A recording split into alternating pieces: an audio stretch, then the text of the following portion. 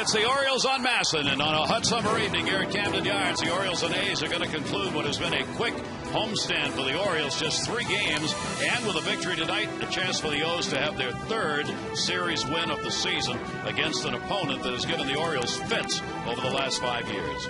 Hi, everybody. I'm Gary Thorne for the Orioles. A very good first game in which they did just about everything right fundamentally, and then in Game 2, they just got behind the 8 ball in the first inning, 4 runs off Brian Mattis, and the A's never looked back. So tonight, here is the rubber match. Always looking for those magic numbers that define how teams are placed in the standings. One of them, run differentials. You got to score. You got to get more than the other guy to win. Sounds simple. But when you look at the numbers for the A's right now, just a couple of games out in the West, the Orioles, they have the 2nd worst run differential in Major League Baseball. Part of the reason for that is the Orioles starters who struggle in the first inning.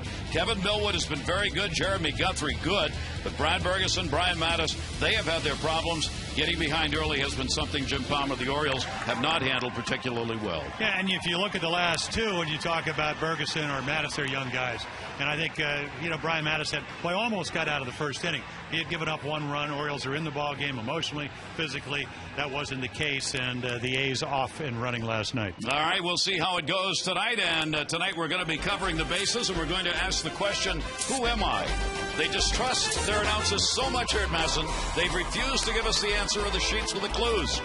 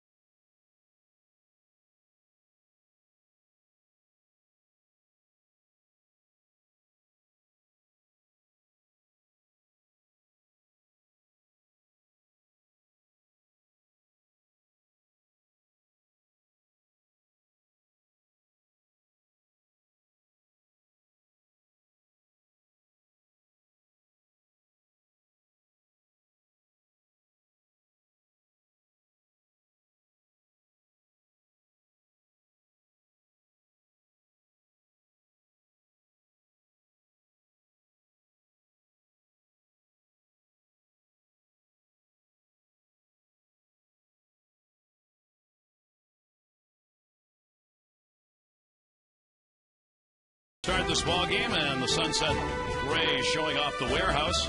Youngsters are ready to go. Let's take a look at our game time temperature brought to you by Train. And it is not quite as warm, actually, as it was last night. We started 88 last night, 83 tonight. Visit trainsearch.com to locate an independent Train dealer near you. It's hard to stop a train. And let's take a look at the starting lineup brought to you by Southwest Airlines. The A's, Davis, Barton, and Sweeney. Suzuki, Kusk, Kuzmanov, Gross, Rosales, and Ellis, with Sweeney against the O's this year at 381.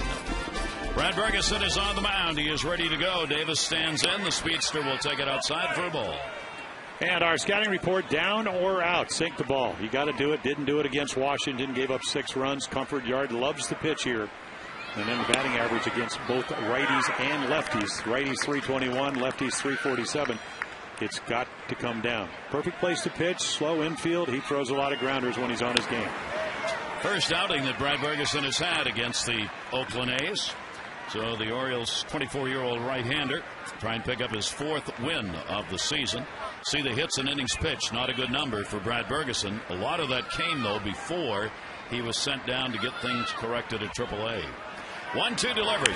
That'll be the third, and that'll be the first out as Tejada catches the line drive. And anytime you keep Davis off, it's a major accomplishment as he had 3 stolen bases. Well, here's your defense. Patterson, Jones, Montañez, Markakis. We'll get to that story. Tejada, Izturis, Lugo, Wigington. Matt Wieters doing the catching. And I guess this would also, as you mentioned, be another key to the game. Keep Davis off. And Miguel telling everybody, I caught it before it bounced. He's out. Mark Carlson at third, the only one he really wanted to see it, and the umpire did. Here is Derek Martin. Martin, the left-hander's had a 4-for-7 series. He's had a good one, and he's continued to pick up the walks. He enters the ball game 4th in base on balls in the American League. He's got 31 free passes and that .279 average with a couple of homers and 17 RBIs. The Orioles will try and get through this first inning. We showed you the problem that Bergeson has in the first innings of ball games. That'll be looped into center field for a base hit. And Barton is on with one away here in the first inning. Those of you who have been watching the Nationals game, we welcome you. The Giants had a 5-4 win in that ball game over the Nationals today.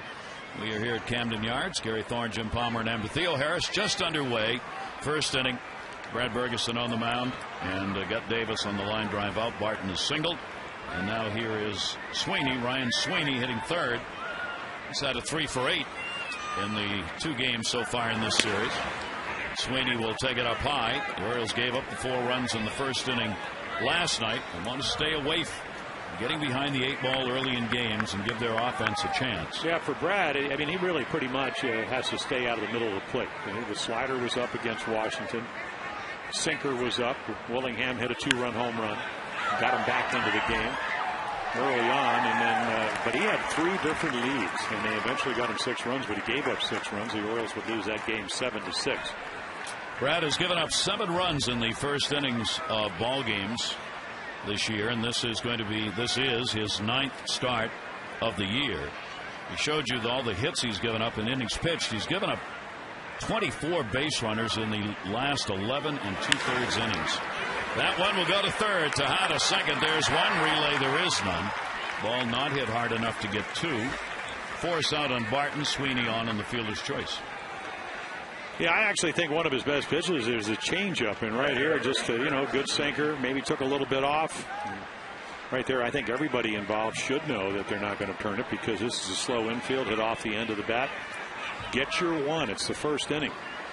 You just want to get off the field without having the other team score a run. Get your guys up. There you see that whip. In his first 3 starts, the walks and hits per innings pitched .261. Went down to AAA, came back the last 5, has been reduced dramatically to 1.48. That's how many base runners you have on that whip number. And it just means you're throwing fewer pitches, you're in better control of the ball game, and giving fewer chances to the opposition. Well, if you haven't been with us, did a commercial, hurt his shoulder, got hit by the line drive July 30th, never pitched again, so he came into spring training behind everybody. He was about 3 weeks behind. That'll be popped up. First base, second baseman coming over will make the play, though. Lugo had the better angle. So a good inning. Bergeson gets out of the first, giving up just 1 hit. Orioles lineup coming up.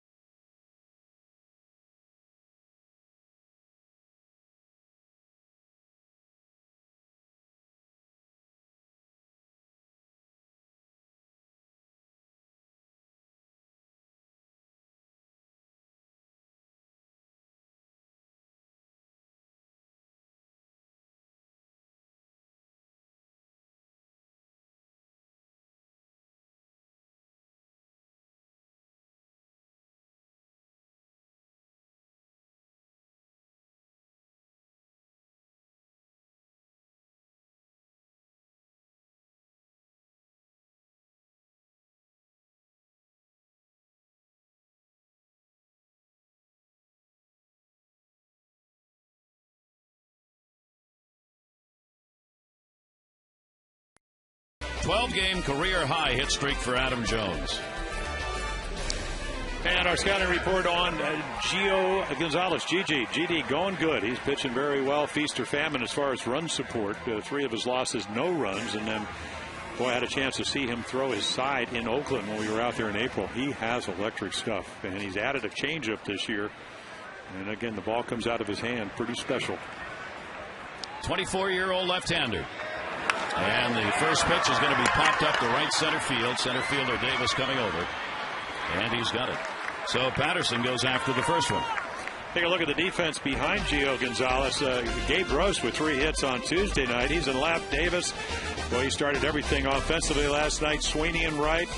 Kuzminoff over at third. Rosales with a 3-run home run. Ellis Barton, and then Kurt Suzuki. Pretty good combination of hitting and defense behind the plate. Here's Julio Lugo in the number 2 spot. He's playing at second base in the ball game tonight, hitting at 200 on the year. Left-hander with 1 down. Will get the pitch in on the inside corner.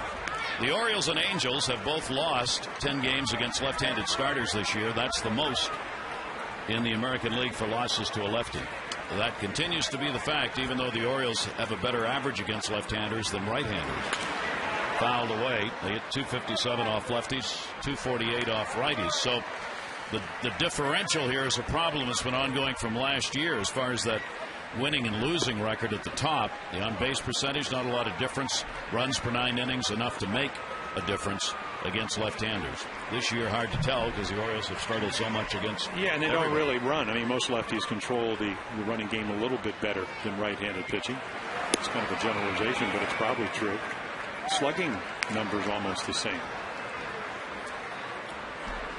1 ball, 2 strike out. I mean, for Lugo, I mean, he's kind of a mess against right-handed pitching, but against lefties, he comes in hitting .333, 8 for 24. And a good off speed. That is the pitch right there that you talk to the people from Oakland has made the difference. That's that changeup. Yeah, he takes a little bit off on this curveball, and then and again, once you get to 2 strikes, that's the first one he's seen. You don't have to throw it for a strike. This one is, and you can see Julio way out in front of it. The opponent batting average is not much. He is 4th in the American League, not far behind the leader John Lester, then Colby Lewis, Phil Hughes, and just below David Price under Gonzalez. The top 5 averages: 167 for left-handers off Gonzalez and 221 for right-handers. Ty Wigginton, 2 down and nobody on, looking for his first hit of the series. He's 0 for 5 in this series against Oakland pitching. A's have kind of shut him down this year. He's only had 3 hits and 18 at bats against Oakland on the year. Fastball away by Gonzalez, and he falls behind 3-0. Yeah, I think you look at this lineup. I mean, if you look at Atkins, if you look at Lugo, if you look at Asturias, and then you throw in Mañez, 349 at bats, 1 home run. So you can pick pretty much who you want to pitch to, more so than on a normal night. 4 in a row out of the strike zone, and that's 25 walks in 55 innings for Gonzalez on the year. Well, the one thing you talked about, it not as hot as yesterday, but it is humid. It is hotter than they're used to. Their bullpen, this was the 3rd game. They are 17-0 and having a lead going into the 7th inning. So you want to get to Gonzalez early. Gonzalez has 2 down here with a runner at first base. Miguel Tejada's not had a hit in this series either, as he's gone 0 for 6. And the pitch is up high for a ball, and that'll get Suzuki out to try and change the rhythm here on Gio Gonzalez. Yeah, you throw 5 in pretty much the same proximity, and again, only 24 years old. You got to have those checkpoints. Why am I doing that? Am I not staying back? Am I not getting my arm out in front? Am I not getting over my front side, landing on my heel? And the more innings you have, usually the quicker you can make the adjustment. Gonzalez beat Baltimore last year 9-1, the only time he's faced the Orioles, and that was back in August. 6 scoreless innings, 7 hits and 1 walk in that outing against the Orioles. About 200 pounds, and again, pretty simple. Again, are you getting over your front side? He did there, and the ball came down.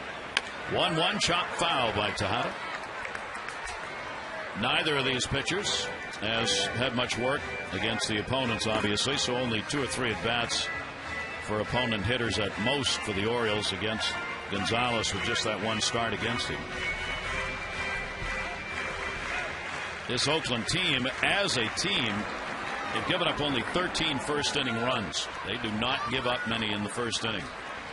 Here's the 1-2, throw over, good block made as Barton got down and made sure that one did not get away. Well, that wasn't much of a step to first.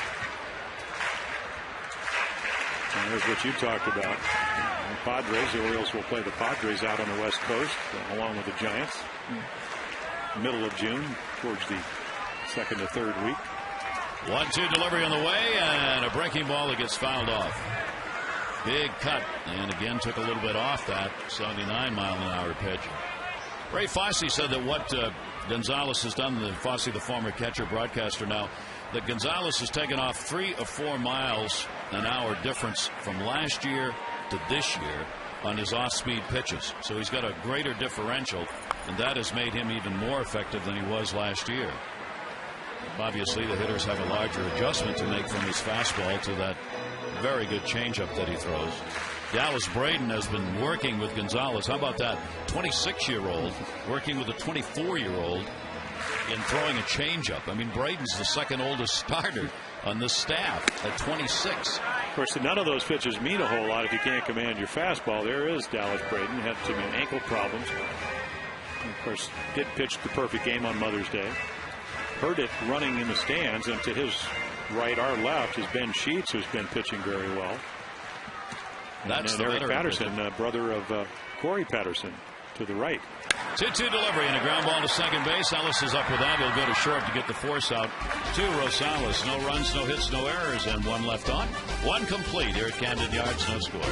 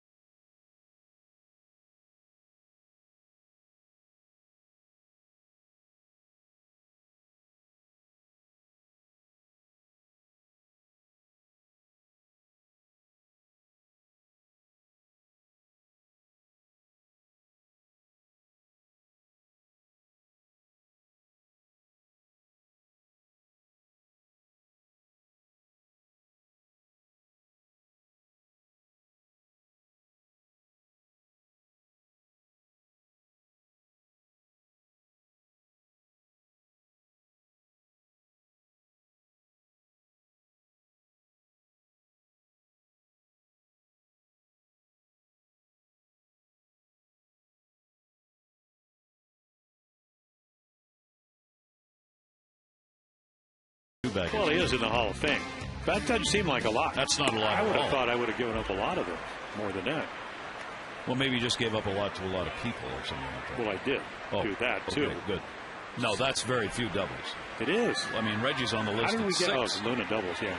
Well, Reggie said I pitched him like. Nice stop made by Lugo, and a nice play to get Cussed. Yeah, the pitchers don't mind a slow infielder, especially if you have some range at second base. And Julio Lugo, knee well. He tried to play shortstop in Boston last year, and that didn't work well. But he's healthy. So gets a good jump from the knees. Cuss doesn't run very well. Hits sharply. Able to get to it. Fast infield. That ball, that does look a little bit like the rough at the U.S. Open. Now we got a problem on the mound, apparently, with Brad Bergeson on the pitching slab. Well, maybe he's not on it. I think maybe Oakland looked at it. He pitches from the far left-hand corner. Gonzalez is all the way to the third base side. So I think you have to have, I mean, I know the rule says you have to have your foot in contact with it. And, you know, the pitching rubber, you know, home plate 17 inches wide. That pitching rubber is 24 inches wide. Jeff Kellogg will talk with Dave Tremblay. Kellogg's the crew chief out at second base. See, so they're saying you have to be in contact with it. Doesn't change this play. And, of course, the last two games, there were Dan Radisson, the first base coach for the Washington, he got thrown out because he said he balked. It cost him a run against Kansas City here at home.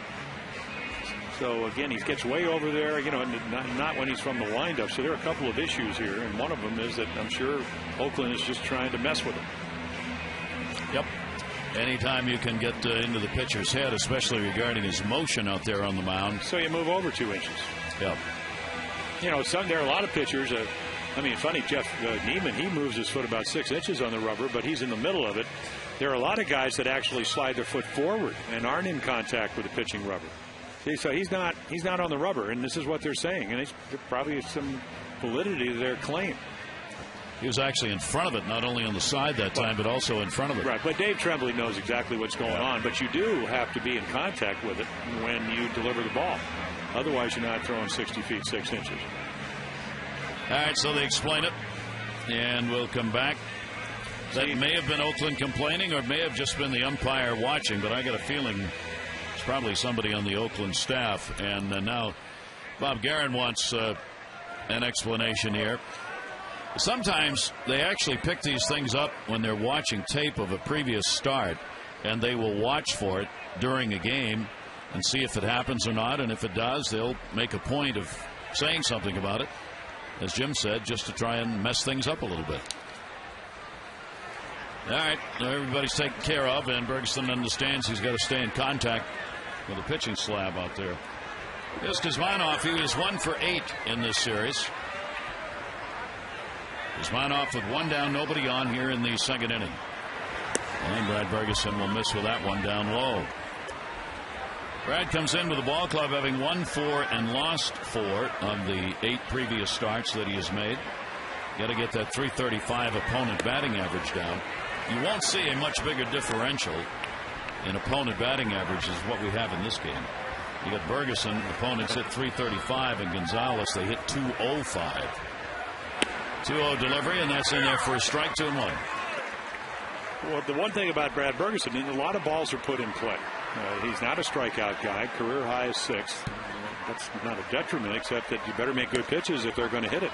So if you're throwing 89 to 91 and you're middle of the plate, you can look at that. I mean, not pretty typical. I mean, the Oakland's whole staff is better at home than on the road. But look at those numbers. Boy, it's a big difference for him to pitch here. And then 9 and 3 lifetime here at Camden Yards. And this is a hitter's ballpark in a sense, other than the slow infield, so he takes advantage of that. You know, much more consistent in inning. Look at the opponent batting average. 314 on the road and 248 in a supposed hitter's ballpark. Pretty dramatic for him here in this yard. 3-2 delivery on the way. Kuzmanov will take it up high, and he draws the walk. So after the pitching slab discussion, the first walk of the ball game surrendered by Bergeson with one away. Now to bring up Gabe Gross. So now we get in the situation where they called the balk because there's a. So again, kind of maybe difficult. He's so far over, it's hard to see. Yeah. See, he's not on the pitching rubber. Oh, there he is. See, I mean, a lot of guys pitch right in there. I mean, he's an inch or so. That's pretty much the hole you push off of. You know, a lot of guys actually hook part of their spikes on top. That's what Sandy Koufax did. Showed bunt to get everybody moving in. You would certainly not believe Gabe Gross is going to bunt here, with one away and no score. See, I always thought the pitching rubber actually gave you impetus to throw the ball. It's something you're pushing off of. Yeah. So your foot does want to be in contact of it. It's like a good starter's ball. Yeah, exactly. 1-0 count. Gross 3 for 3 in this series. And he will take the pitch. And that's going to miss. And the count goes to 2-0. And now this is all because of the complaint on the pitching slab. There have been 6 out of the strike zone since the discussion. Rick Kranitz is coming out, and you know he's going to talk about, look, forget about your foot. Well, it's true, but except the French Open is going on right now, and if you called a double fault on somebody because of a foot fault, and all of a sudden you'd be starting to think, well, is my foot over the line or not, even though you practice and whatever, and this is what Brad does. So I'm sure this is just, hey, just get back to doing what you do best, which is to keep the ball down in the strike zone, stay out of these hitters' counts. Because Gross, who he doesn't hit for power, never has. He had that one big year when he was one of the integral parts of Tampa Bay, representing the American League in 2008. Had a great year for him, along with Eric Hensky. A lot of timely hits. Gross hitting .340 against righties and only .105 against lefties. So he's in the lineup as Guerin's trying to get many of the left-handers as he can into the ball game tonight. Coco Crisp is still, of course, not available. He's had to go on the DL, so he doesn't have his everyday leadoff batter, but certainly Rajah Davis filled in on that last night, getting on with 3 hits, 3 stolen bases. So Guerin has shuffled the lineup again to try and get the best matchup that he feels is available for him against Bergeson. 1 down here, 2 ball, 1 strike count on Gross, and Gross will take that one to center field. Going back is Jones, warning track and wall, and goodbye home run. Gabe Gross, who had not homered since August 18 of last year against the Orioles, Jason Birkin, ends his 52-game homerless streak with a 2 RBI shot and a 2-0 A's lead. And when the weather heats up, the ball flies here. And again, 2-1, hitters count in the middle of the plate. Again, the 3 hits on Tuesday night. Didn't play last night. This ball just keeps going and going and going, and Adam Jones runs out of room. Our Exmo brought to you by H.H. Gregg. We make buying TVs and appliances simple. H.H. Gregg, price and advice guaranteed. Off the bat of Rosales to short as Torres gets it over. And there are 2 down.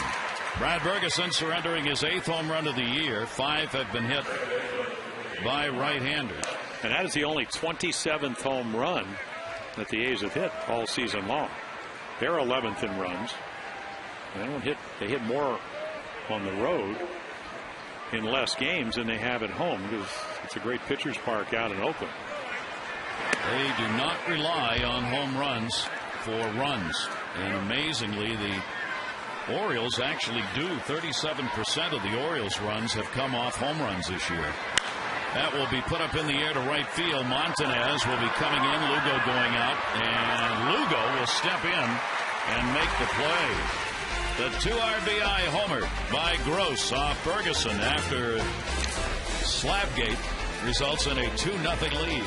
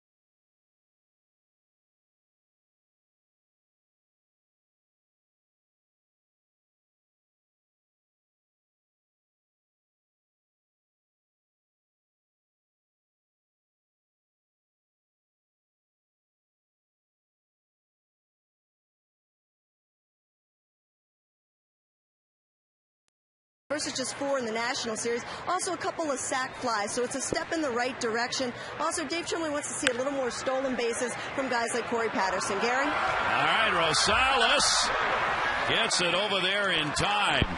Rosales, who came in from left field to play shortstop in this game, he smiles at every defensive play because everybody on his team, every time he makes one, they're all over him. He got it in the glove, but he couldn't get it out. Yeah, well, he knew it was running. Oh, I got it. I still have it. There we go. A little double clutch and then a bullet. He's had a series. Well, he was fortunate there. I mean, if you have any more speed, it's a base hit. Nice play getting to it, though. One away. That'll bring up Adam Jones with his 12-game hit streak. You're talking about the home runs and what they account for. Oakland has the lowest percentage of runs involving homers, 24%. That is the lowest in the major leagues. The Orioles, as we said, 38% of their runs, 10th highest in the major leagues, coming off homers. 1-0 delivery on the way to Adam Jones, and he'll put that one down the line and right. Another irony is that last night Garrett Atkins got his first home run for the Orioles. If he'd not had a home run on that at bat, he would have been the longest at bat sequence in his career without a homer. The home run hit in the second inning by Gross, if he'd have gone one more game, it would have been the most in his career for games without a home run. So both guys got one just before they hit their career high in that department.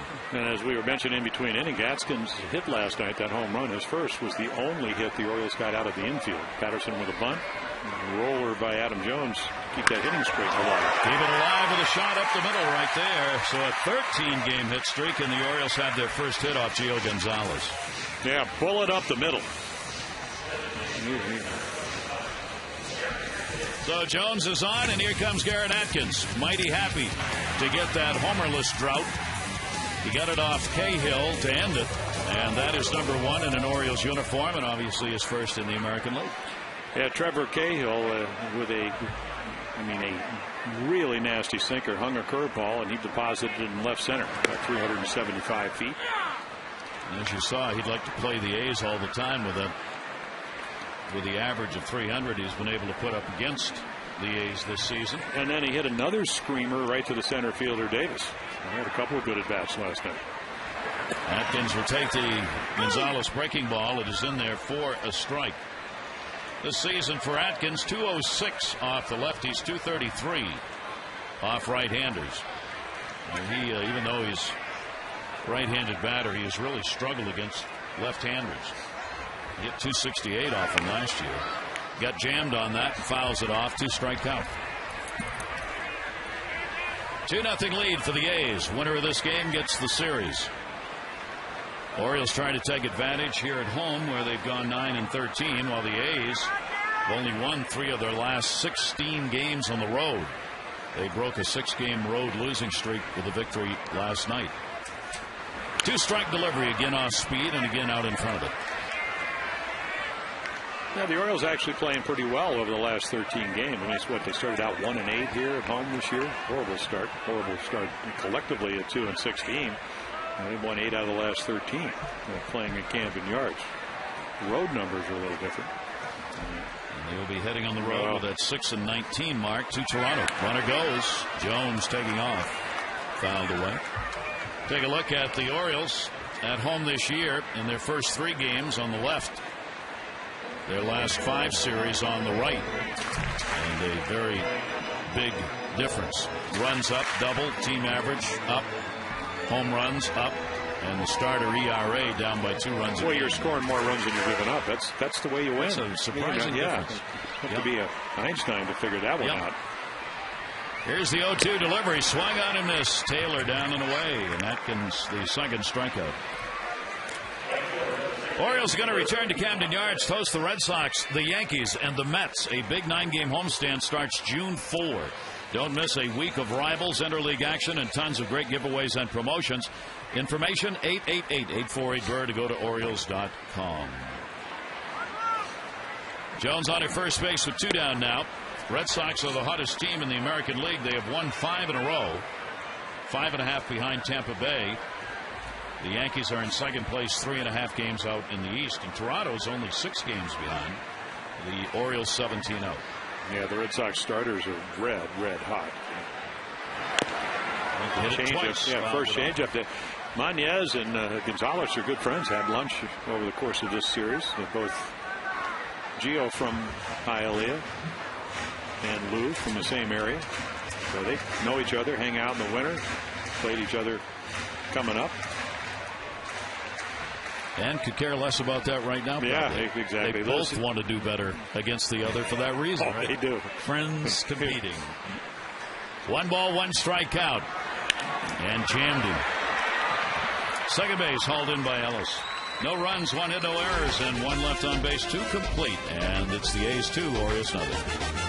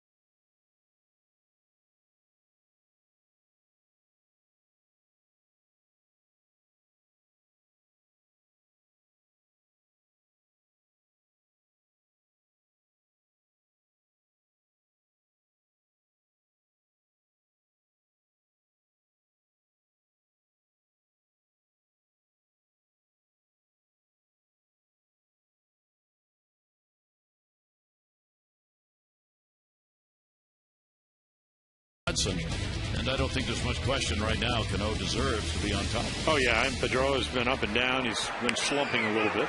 Bunted foul on the attempted lay down here by top of the order Davis. And Cano had the great start. And Kinsler, that's kind of interesting because he didn't even play till April 30th because of the high ankle sprain. And he was right behind Pedroia. Keep Davis off the bases. Boy, what a great game he had last night. Got on 3 times with hits, 3 for 5, 3 stolen bases. Got him on a line drive out his first time up. And Rajai Davis will take that one inside. He was just unstoppable last night. Stealing third, punching the ball out. Stealing second, an error, ends up at third, ends up scoring again. As he scored first 2 times he was on base in the ball game. Well, the A's are like a lot of clubs. They really scout well. And when he got the base hit, they didn't run immediately because Bob Guerin said he looked at the numbers. And last year, the base runners were 9 out of 11 against Brian Matusz. But this year, he had picked off 3. So they figured we're not going to just get a guy on first, get him picked off.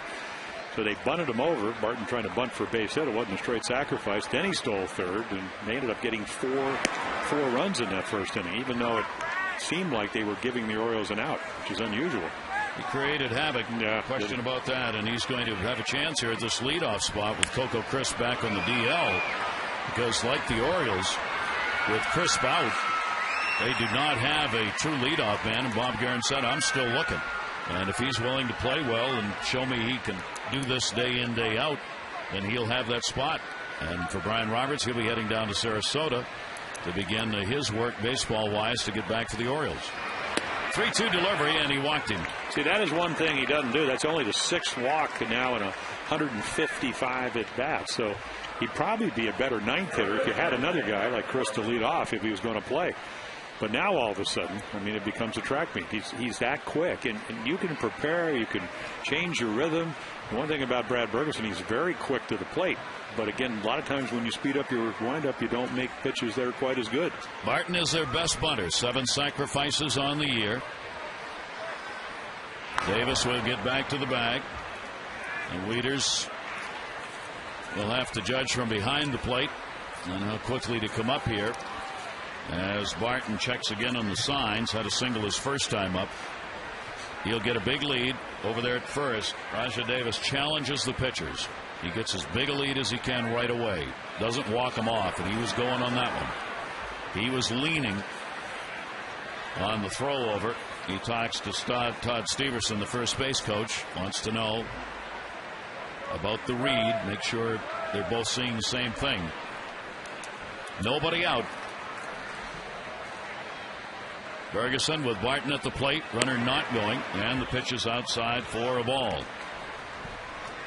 And I think a decision that Bob Guerin, the manager of the A's, will make is if they think he can steal a base, they may wait till 1 out because you want that first base hole.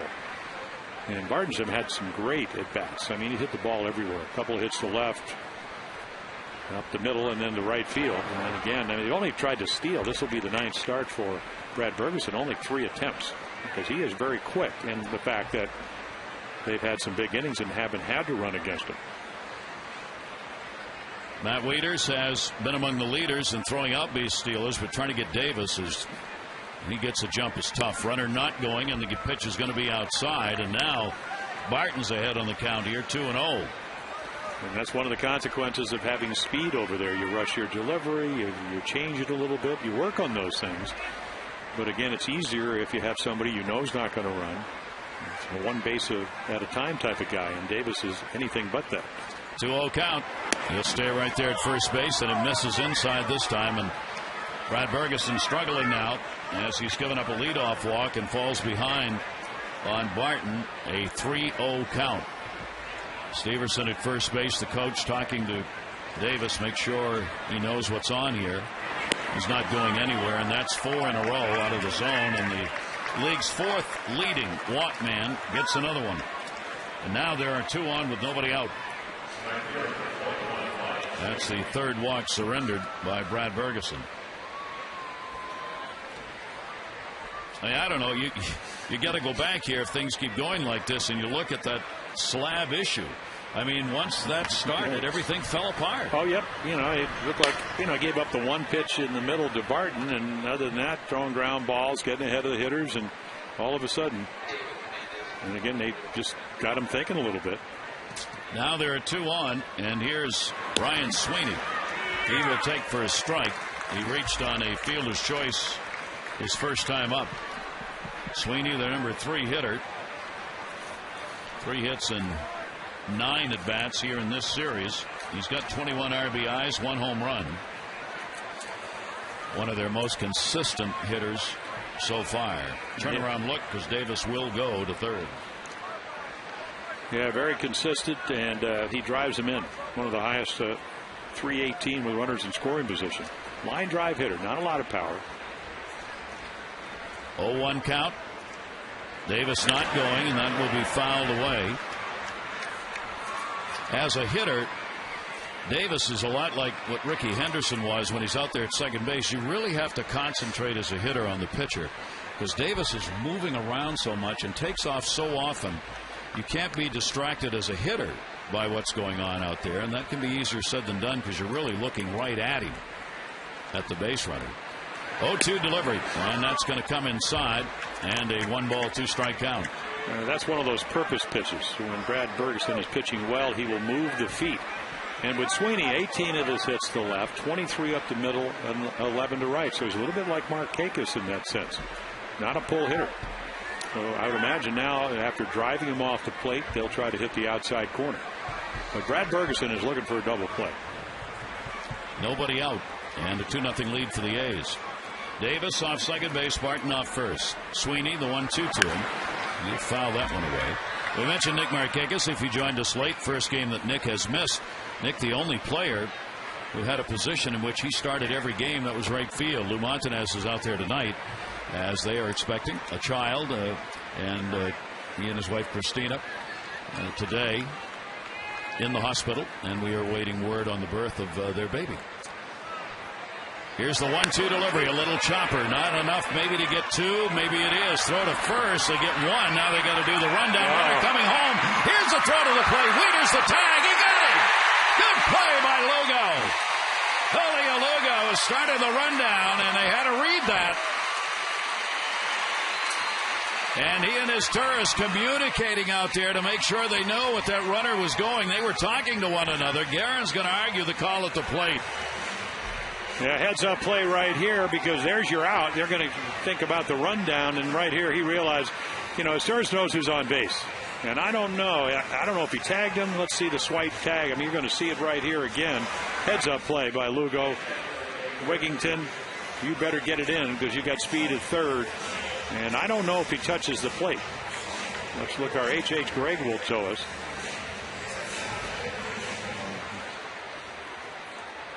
Kind of a swipe tag. That's what Wieters does so well. And then the one thing, Davis goes back to touch home plate, so he's not sure. Oh, this will be your angle right here. Mate, got him on the arm. I don't think he ever touched the plate. Well, they get it right. Nice play by everybody involved. Good pitch, the whole bit. I said good play by Lugo because he and his tourists were talking about the runner at third base. Because obviously when you got the ball, you can't see it. So he was hollering home, home when the runner took off and headed to the plate. And that created the opportunity to get him. And a good throw was there. Boy, that is an enormous play here. With a runner now at second base and 2 down. They got the double play, but not in the usual fashion. Well, Tuesday, when the Orioles came on the field after an off day, they took infield. That's something you used to do every day, and that's a play you work on. You cut the ball off, you make the throw. It's not something you work on every day. And then those little things make a big difference. Perfect throw by Sturz, so they don't get them. Yep. 0-2 count now with 2 down. It's a game-changing play potentially. Jones will get under this one and puts it away. So after a couple of lead-off walks, Brad Bergeson finds a way to get out of it, with a play at the plate being the second part of the double play in the inning.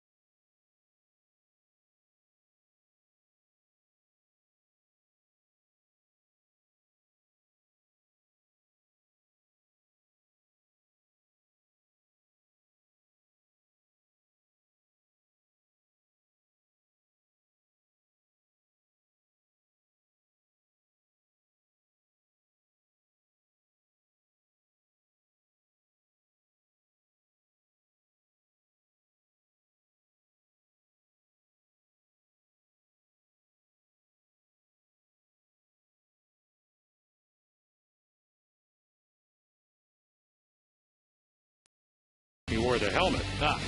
It even looks like Matt Wieters as a youngster. Yeah, well, that's face hasn't changed. One of the giveaways.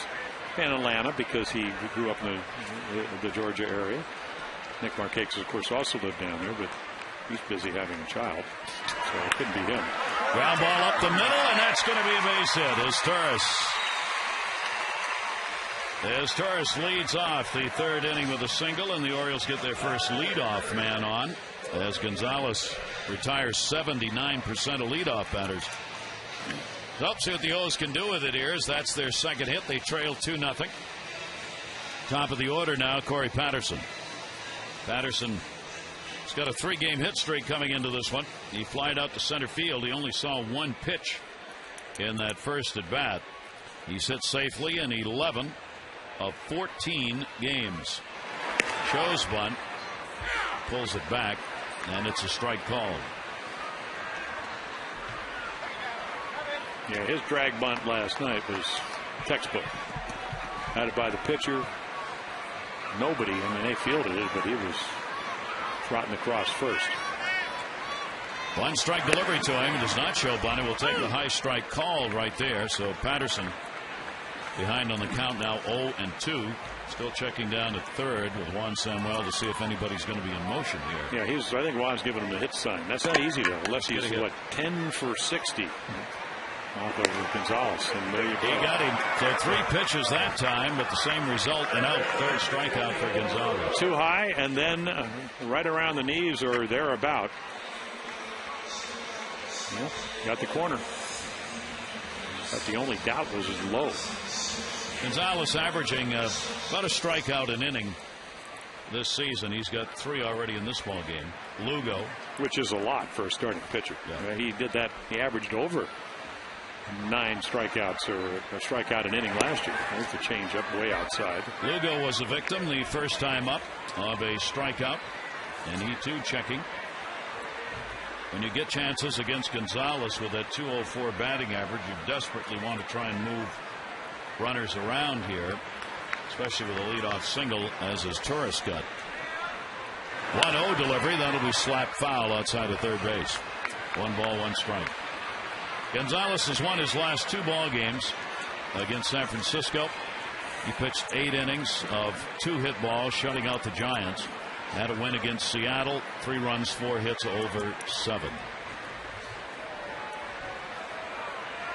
1 ball, 1 strike count on Lugo. Infield drawn in a couple of steps here, looking for the double play.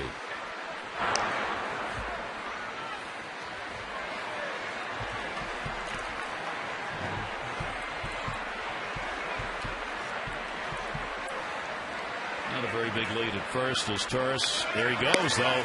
Here's the throw down. Suzuki's throw into the glove, not in time. And a stolen base for his Torres. No, they don't steal a lot. That's only the 5th attempt. So Cesar Torres gets a good jump. Pretty much going on the first move, and then the throw bounces. Pretty close. Ellis is going to get it. Quick throw on the money, but see, when he has to go take the hop, watch the glove come up. And when it comes up, that's the difference. If he's able to keep that throw and just drop the tag, probably out. 5 out of 9 stolen bases for his Torres. 2-1 delivery on the way with a runner in scoring position now. And Lugo will take it up high. Now the infield backs up with the ground ball double play chance going by the boards. And this is what you want to do, Gary. Anytime you're out there and you have a 2-0 lead, when you get a runner in scoring position, all of a sudden you think you maybe have to make better pitches. It's easier to accelerate the pitch count. Orioles 0 for 7 runners in scoring position in the series. Kuzmanov, boy, did he take that one up high. That rocketed up around his chin. Staying at second base as Torres. Lugo is on. Yeah, he thinks it's going to be pretty routine, and then he gets the hop. Stays up. He doesn't know where it goes. We'll see how they score that. Either way, you get somebody on. Well, certainly took a bad hop, but it's right at him. Well, that's one of those that can take a couple of teeth out the way that came up. So the Orioles get a break. It'll be an error charge.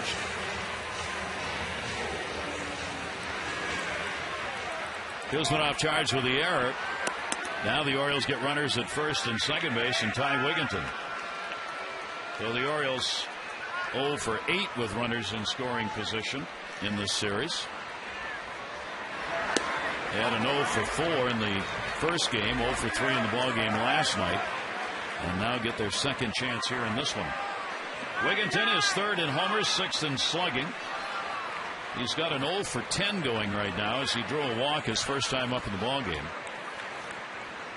1-0 delivery and taken down low. 2-0. Well, we'll see if the Orioles can take advantage of the opportunity. Yeah, the extra out. Boy, how many times have we seen that make a difference in an inning and in a game? Wigginton 244 off lefties, 301 off right-handers this year.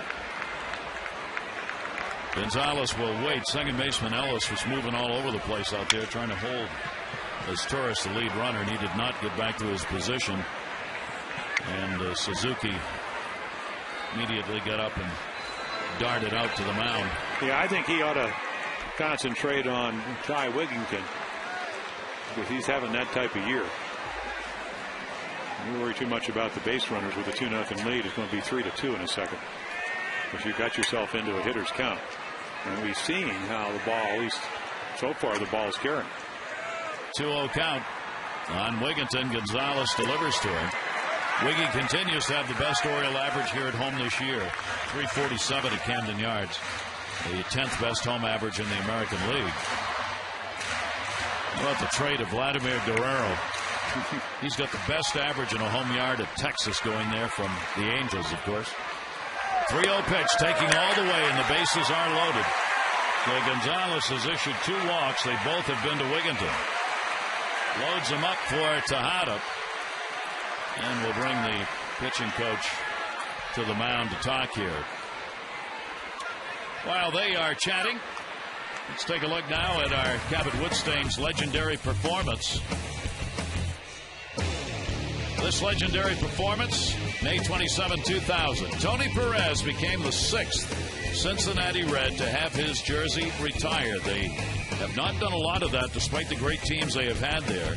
Number 24 gone forever, and by one of baseball's not only great players but good guys. Well, kind of cool because when Ken Griffey Jr., I guess I read the rest of that, he came over, he gave up his number and took his dad's number, which was 30. From 24 to 30, which was a wonderful gesture for Tony Perez. So the bases are loaded. Here is Tejada. The Orioles trail by a score of 2-0. Gonzalez's pitch, a big sweeping curveball that will miss inside for ball 1. Tejada hit into a fielder's choice his first time up. Well, he can get wild, Gary. I mean, he's had 4 games of 4 or more walks, 2 with 5, 2 with 4. Tejada rips it down to third. Great stop. Guzmano's going to go to the bag. Gets one. Throw to first. Not in time. And the Orioles will get a run in. As Torres will score from third base, Tejada will get an RBI. Good play at third, though, to deny the Orioles a bases loaded base hit. Well, another hot shot. And right here, just turns on a fastball. And nice play. Falling down and right there. Gets the lead runner, not by much, and then actually gets spiked a little bit and stumbles. He still throws it across the diamond. Moving down to second base, Wigginton. Tejada's on at first. 2 away. Now a 2-1 ball game. And Matt Wieters, who grounded out his first time up, stands in. Matt will put that one up the middle, and he's got a base hit. Wieters gets the single, and the Orioles tie it as Wigginton scores. It is 2-2.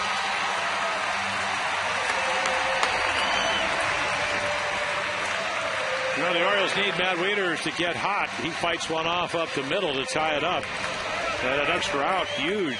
They try to come in. He gets it in all over the fist. Matt Wieters, pretty strong young kid at 24.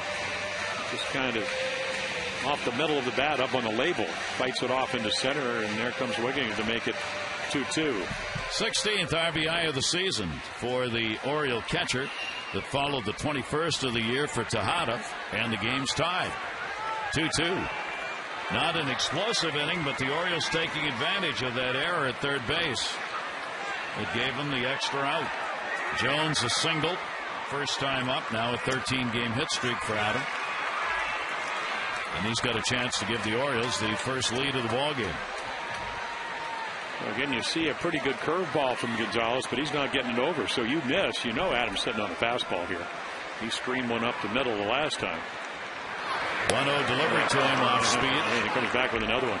Yeah, if you're going to throw a first pitch curveball, you better be prepared to throw another one, or otherwise major league hitters are going to be rack and tacking that fastball.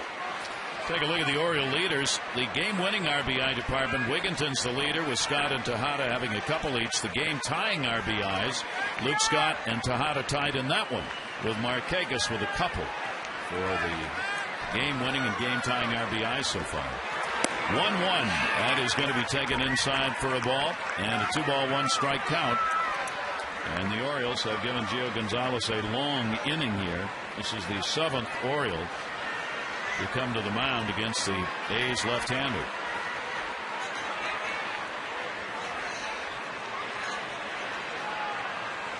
Gonzalez with a 2-1. Jones will shatter the bat right field, and that will be handled by Sweeney for the out. But RBIs by Tejada and Wieters coming with 2 down. Tied this game up at 2.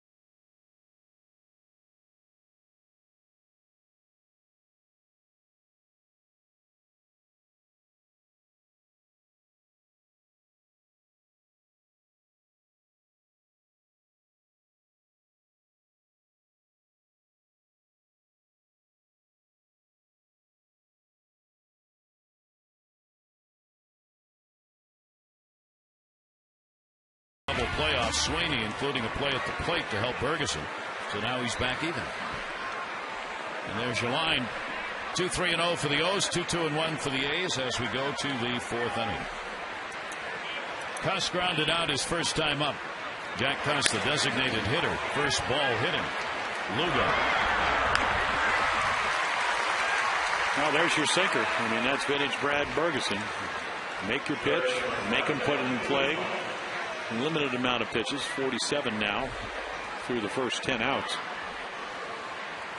Wants a good quick inning here to get the offense back up to the plate after scoring the 2 runs. Well, it's definitely getting cooler here, so rain on the way supposedly.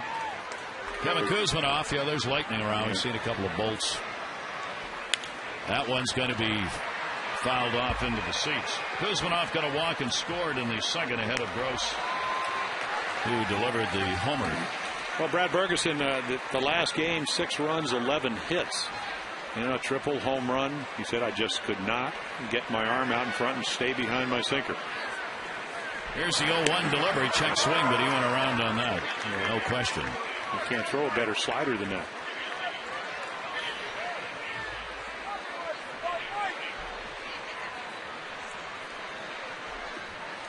Oh, 2 the count. And won't chase that one outside. Wind swirling a little bit here, and it'll be tough to know exactly what's going to happen on any fly balls right now. That one down to third base. Tejada's up with it. Makes the throw. Nice pick made at first. Wigginton, I can play anywhere. 2 down. Yeah, this is probably going to be about as offline if you're ever going to see. And we don't care about the wind as long as we get the ground balls. Again, you don't see this very often from Miguel Tejadas. Tejadas, strong arm. I mean, accurate.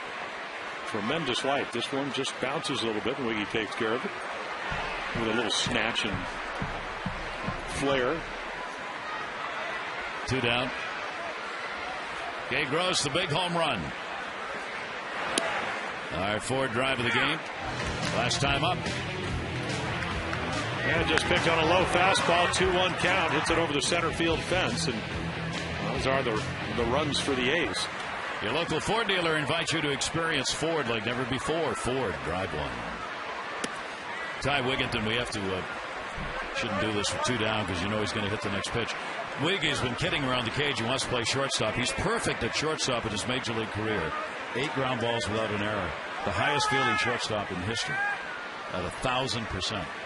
1-1 delivery on the way. Of course, you ask him about his range, and he goes, yeah, I'd just rather deal with the fielding. Well, 8 ground balls. Yeah, he's also perfect at catching, though. He caught 7 innings in a ball game and threw out 1 base stealer, so he's 1,000% throwing out base stealers.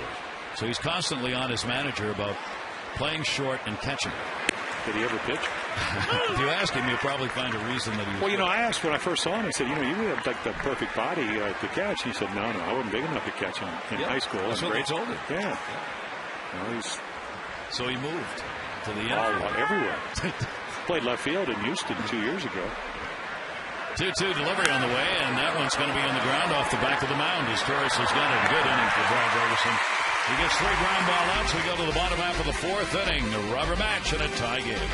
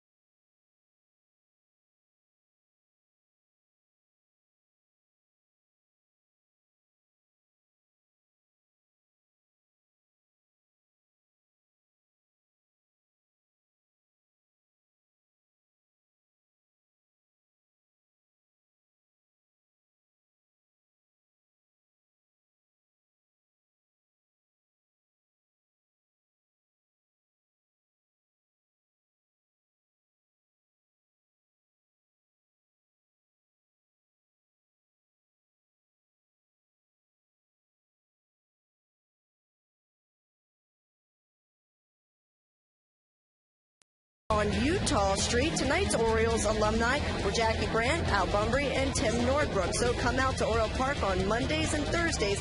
Relive some of your favorite Orioles memories. Gary? Great chance for fans in a real quiet one-on-one setting almost.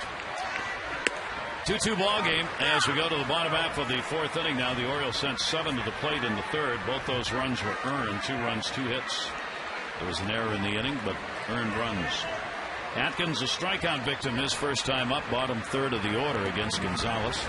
He bounces one, and a 1-ball, 1-strike count. Orioles will take off for Toronto against the ball club that's hitting the ball hard right now. Kevin Millwood against Sean Markham tomorrow night's game. Tillman will be up. He's here with the ball club. He'll travel with the team tonight against Brett Cecil in the ball game on Saturday. So Tillman will make this season's major league debut. And then Jeremy Guthrie will go on Sunday against Ricky Romero. Yeah, Toronto 5 games over 500. First in runs, first in home runs, last in on base percentage.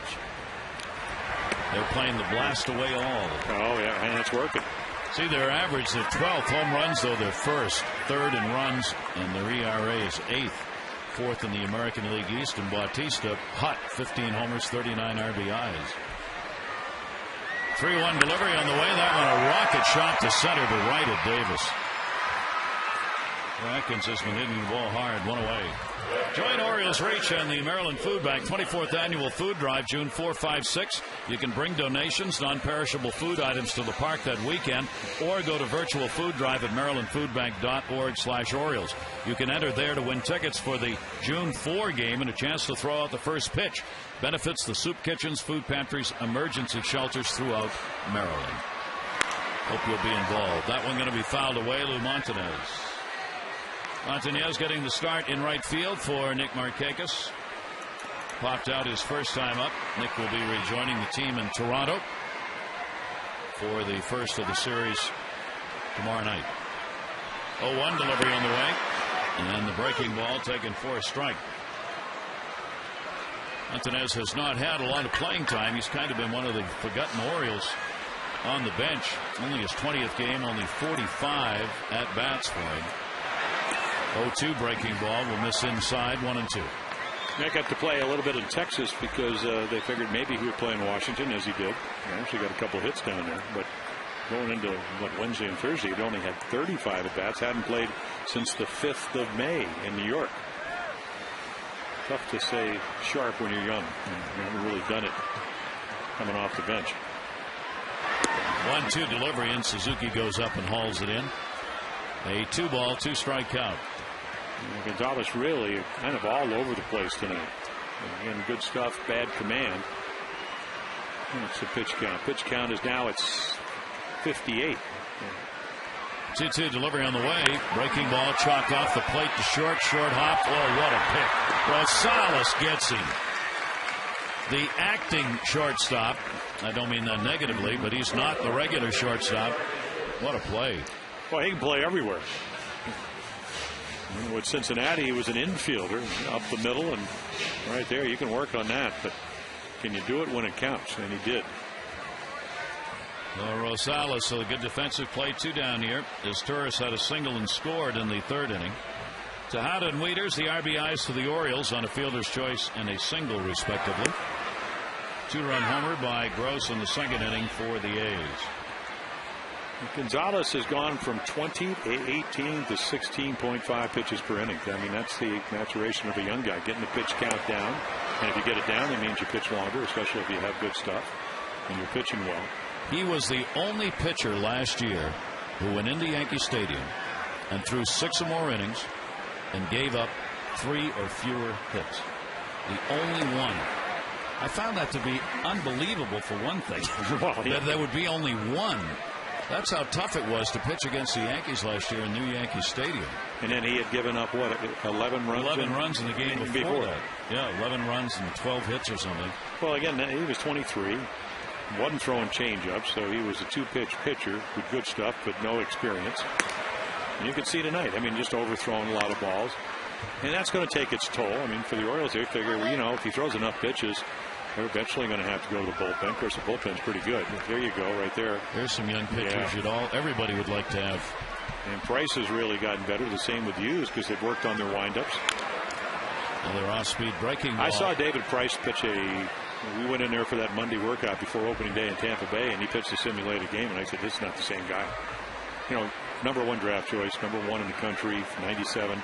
Didn't really throw that hard, but all of a sudden he smoothed everything out. And when he smoothed everything out, pitches in the strike zone, commanding his stuff, and that's pretty much what you have to do sometimes when you have a power arm and you're real young. 2 down, 2-2 delivery on the way as Turris will ground that one to short as well. Rosales, a busy night. Gets it over there for the out in a 1-2-3 inning. Pitchers duel underway here. We are tied 2-2.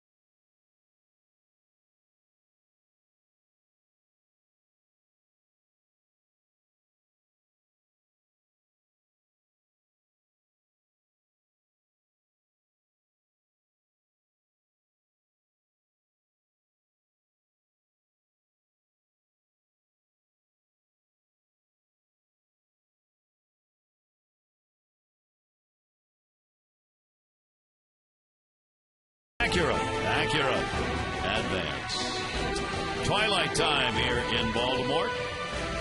Brad Ferguson, a little problem there in the warm-ups. Yeah, I think the throw from Wieters, you know, he wasn't paying attention. Bats are coming at you. Oh, Lord. Wait a minute. Here's Adam Rosales.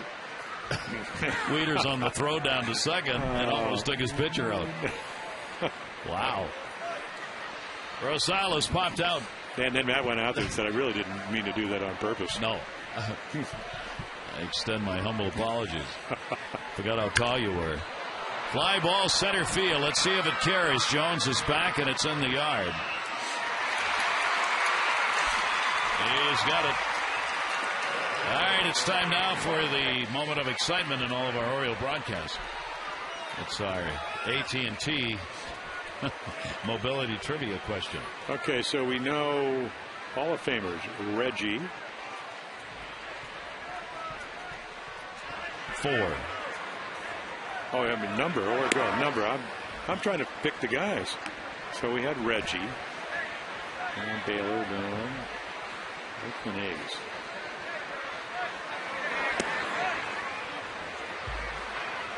Yes. Well, I'm thinking. Well, I don't know if there's one. Well, I'm sure there is, but I can't think of them.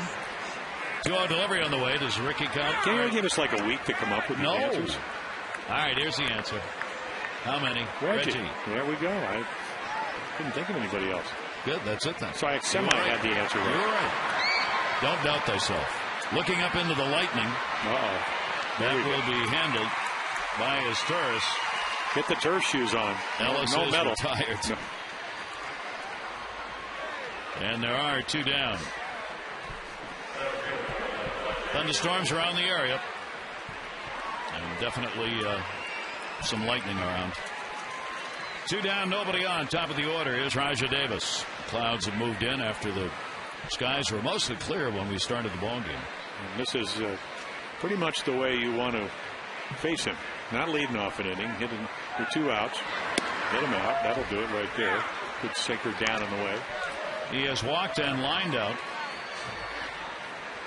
Even one of his hits last night was just pretty routine ground ball, but he beat it out. Bang, bang at first.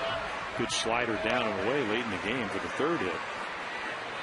His 3 stolen bases last night. Jacoby Ellsbury was the last to get 3 against the Orioles. Tejada's up. Got to gun it over. Does. Ferguson continues on a roll. That's 7, 8 in a row now that he has retired. And this ball game is tied still at 2.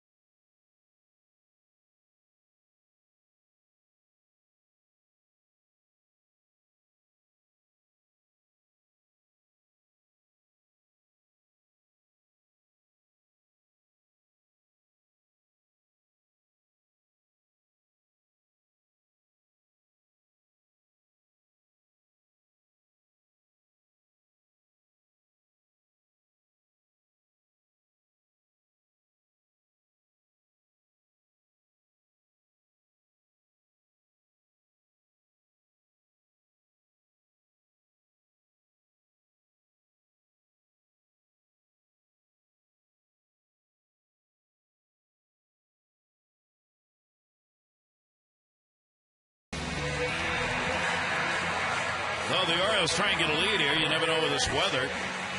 Get on top, and that might be it. Patterson has flied out and been called out on strikes. Gonzalez. Left-hander ready to go to work against him. Corey hitting at 281 now. Showed bunt and did go after it. Angel Campos, home plate umpire, made the call on that one. Patterson arguing he thought he had pulled the bat back in time. But Campos made the call himself and didn't need to go to third or first. And swung on and missed. Gonzalez breaking ball. Gets ahead on the count here, 0-2. Gonzalez 12 wins, 14 losses in his young career. Last year was 6-7. He's dropped his ERA by a full 2 runs a ball game from last year. Fastball is going to be up high. 1 ball, 2 strike count. Yeah, a little extra. I say he finds it. He's thrown a couple pitches at 95. When you overthrow it like that, it doesn't go any faster. You just got to figure out a way to be relaxed, get the arm out like that. And that'll be strikeout number 4. 2 of them against Patterson. Yeah, I think if you had more players, you probably wouldn't play Corey Patterson on a night like this against this. Again, the lefties came in and hit him 170. I want to match up a little bit better. 1 down. Here's Lugo, reached on an error and struck out.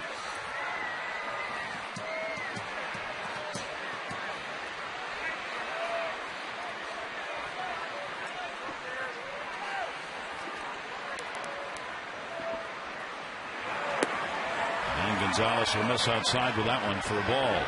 It's kind of, when you face a guy like Gonzalez, who's got good stuff, and he's got that sharp breaking ball. I still remember Curtis Goodwin came up in 1995, and in his first 8 games, 2 or more hits in every one of them. And in the Sunday game, Randy Johnson pitching for Seattle, and Phil Regan played him. Struck out the first 3 times. Hit a little soft ground ball the 4th time, so he didn't get the golden sombrero. 4 strikeouts, and somebody said, "Why didn't you bunt?" He said, "I heard that he didn't like that." And then he was never the same player. A lot of guys, a lot of lefties took nights off against Randy Johnson. You know, you try to match with the guys that have a little bit better chance. I mean, even Lugo, like we said, really struggling against righties, but he's had a nice year against left-handers. 0 for 2 so far in this one off this left-hander. It was known as Randy Johnson flu. Here's the 1-2 delivery on the way.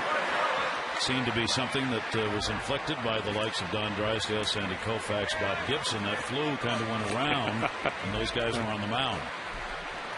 Amazing how that happened. Boy, there's lightning just everywhere around the ballpark here right now. 1 ball, 2 strike count. And that's going to be into right field, and that's short hop. Good try by Sweeney, he blocked it.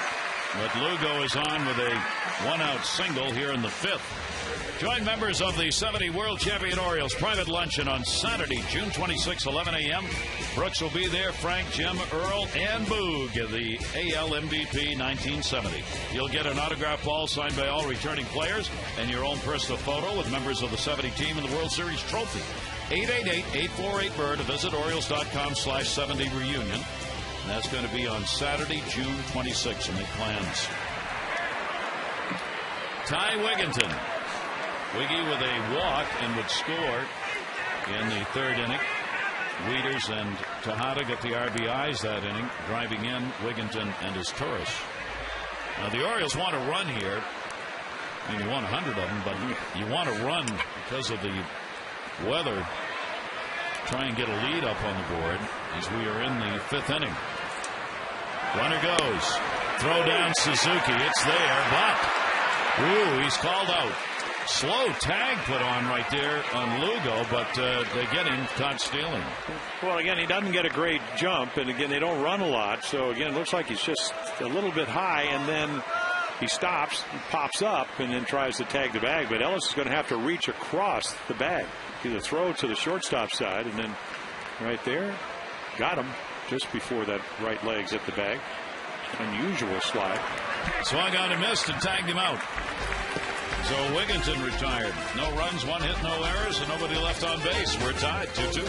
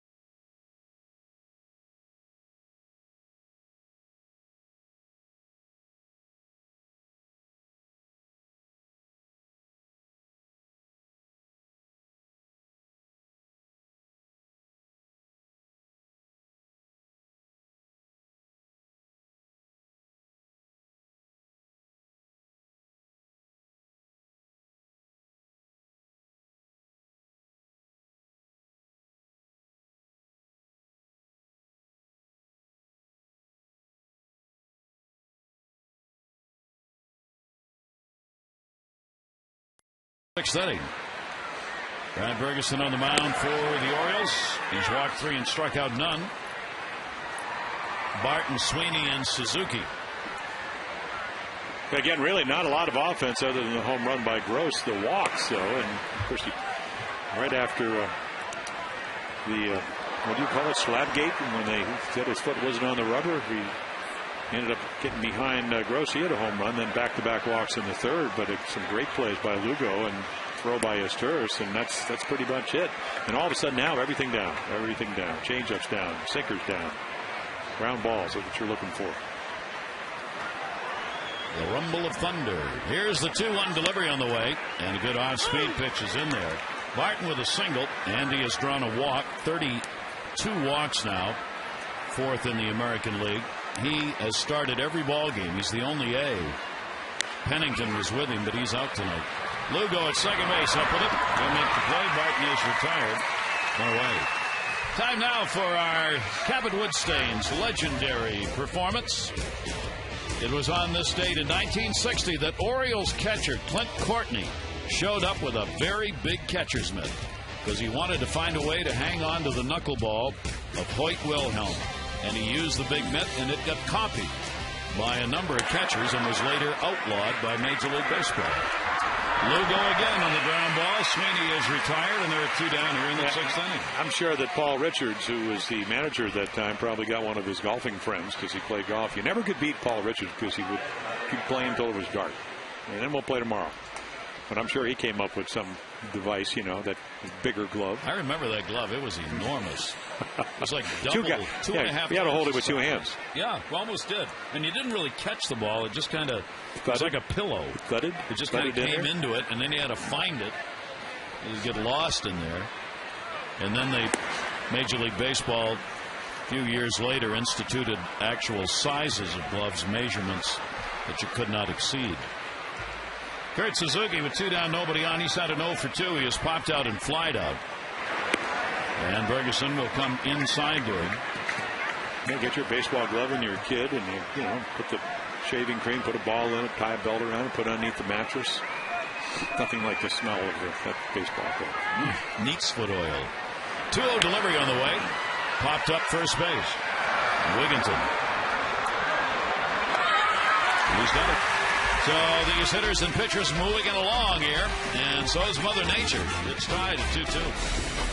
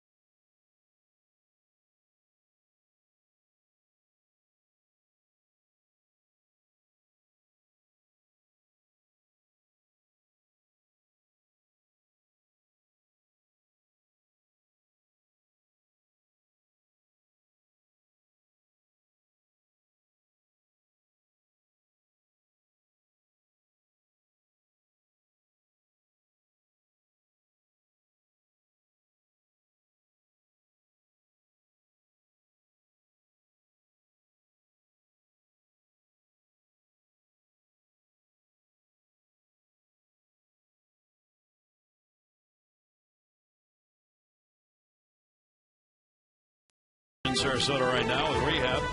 They're all right there. No, there's not them. Sorry. Ryan Roberts will be joining them tomorrow for rehab. Cole Sherry came out, head of the grounds crew here, and talked to the umpires between innings. Get to a point where the grounds crew may not be able to get out there because there's so much lightning around. That ball's grounded to second base. These hitters know what's going on, and they're swinging. Tejada's retired. One away here in the 6th inning. One of Birdland's favorite annual promotions returning to the park on Friday, June 11. First 25,000 fans 21 and over will get the reversible Orioles floppy hat presented by Miller Lite. Don't miss out. The Mets are going to be in town. Interleague game 7:05, 888-848-BIRD, Orioles.com. That's not it. That's close enough, though. No, but that's not it. Great color. And I am happy that I'm doing that game. Not that we get things anymore, but, you know, we used to get floppy hats and all that. Wear them a couple of nights before. We don't get those anymore. No. We don't. T-shirts and all that stuff. No. Leaders at RBI single. That corned beef sandwich, that's all you're getting all year. Well, that's a fairly decent trade-off. But if that's the only one. And then Mike Flanagan, I tell you, was so much sweeter today. A little of the Dolce Vita natural honey. Exactly. From his apiary out in Sparks, Maryland. Put it in the tea this morning, and life is beautiful. You're probably chewing. You can do the box score, and I'll listen. You'll be chewing on the honeycomb. Well, there, Matt Wieters the big hit. Tejada with the other RBI. Here's the 1-2 delivery, and did it hit him? Yes, it did. This game is getting hustled along here. You can sense it. I mean, pitchers are moving, hitters are swinging, lightning's flashing all over the place. Right on the toe. Ooh, he doesn't even move it. Get it up. Well, he just said, you know what?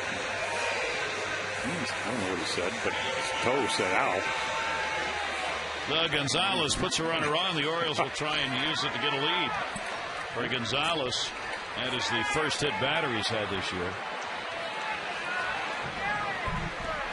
Jones, a single, and he has flied out. 13-game hit streak.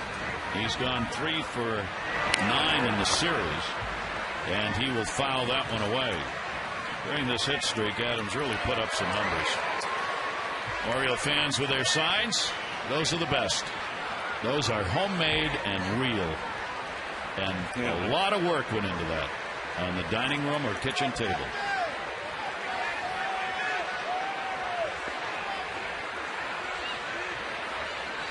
Short lead at first for Wieters. And that's going to be fouled back. Adam has gone 15 for 47 during the streak. About 311 average. 2 doubles, triple, 2 homers, 6 runs, and 7 RBIs in those ball games. Well, he just has a more controlled swing. He's using the whole field. You know, his first extra base hit was that triple right over the bag down in the right field corner here. Gonzalez works outside. And the theory is if you use the whole field, you let the ball travel a little bit more. You're not as anxious. And he would tell you, boy, I'm panicking up there. I just can't wait for the ball. I'm just in a hurry. So you try to slow everything down a little bit. Wieters being held. 1-2 delivery. Jones and a breaking ball inside. They check it first. No. Jeff Nelson down there. Fans oohing and awing, and there's not been a drop of rain here at the ballpark. Well, it's out. You know, it's out. It's coming around. Yeah. And they said it was heading from Virginia, Washington area. So it's circling the park. 2 balls and 2 strikes.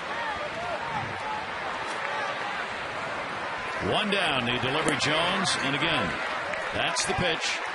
If he lays off it, he'll get something to hit. When he wasn't hitting, he would go after it. Now he's not, so the pitchers are forced to come in. 3 ball, 2 strike count.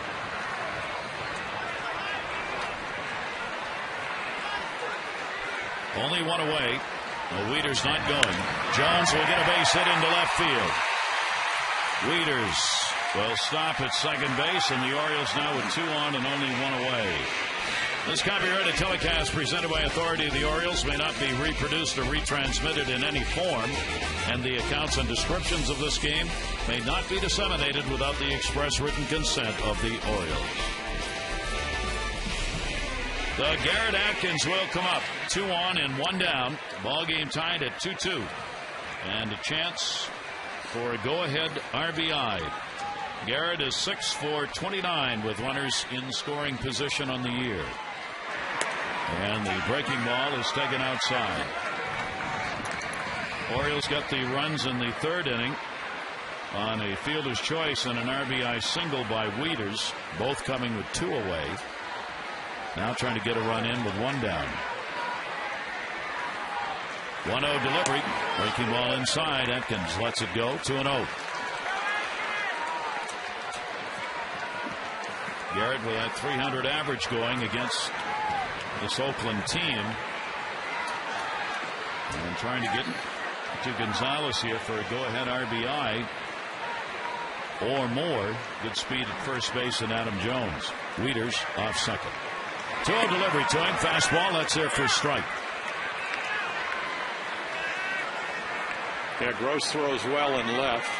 Sweeney, we didn't see much of his arm. It looked like maybe he was favoring it, but supposedly throws well. Davis, so-so center fielder with arm strength.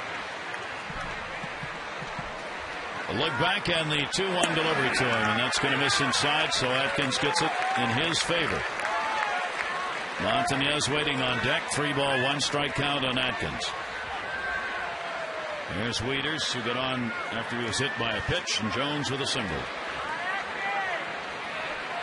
Montañez waiting for his at bat, hoping for an RBI chance. 3-1. Atkins into the seats and a full count. So what will he throw him? The one thing about Gio Gonzalez, he'll throw all of his pitches at any time. But usually when you're late on a fastball, and we saw it last night with Cahill throwing that sinker, he threw him a hanging curveball, hit his first home run of the year. You usually try to react to the bat speed. So you would think this would be another fastball, but you just don't know with this young left-hander. 3 balls, 2 strikes, 1 down. Runners do not go. But it was a high hook. Man, this lightning is well, Gonzalez, Gio keeps looking out to right center field every time. The lightning, he just not in the middle of his windup, but he's rubbing the ball and looking out there. And if you live in Miami, even though he plays baseball in the summer, you get all kinds of electrical storms down there. Here's the 3-2 coming again. Runners not going, and walked him, and the bases are loaded. Yeah, almost make the perfect pitch, but doesn't get the call. So best buddies now. Montañez and Gonzalez for Miami squaring off. Orioles getting a chance with the bases loaded for the second time in the ball game. They get a run in the 3rd when they were loaded. And a visit to the mound here by Kurt Young. As much to talk about defense as anything else, the bullpen is active for the A's. Yeah, they must have gotten a signal from the dugout because they all got there before Kurt did. What are we going to do here? We've seen Craig Breslow in the series. Yeah, he pitched very well in the Orioles win, the 5-1 lead or win on Tuesday night. This is the Orioles' chance to get on top. With the bases loaded, only 1 down for Gonzalez. Of course, it's about looking for that ground ball double play. And Lou wants to get one in the air. The counter forces here. And of course, Gonzalez, he's a strikeout guy. Montañez, first chance with the sacks full this year. And the breaking ball will miss for ball 1. He has popped out and grounded out. Yeah, he jammed him. I mean, all over his fist the first time, and then Lou made a nice adjustment, hit the ball a little bit firmer. Wieters, Jones, and Atkins on. 1-0 delivery. That'll be foul and into the seats, and a 1-ball, 1-strike count.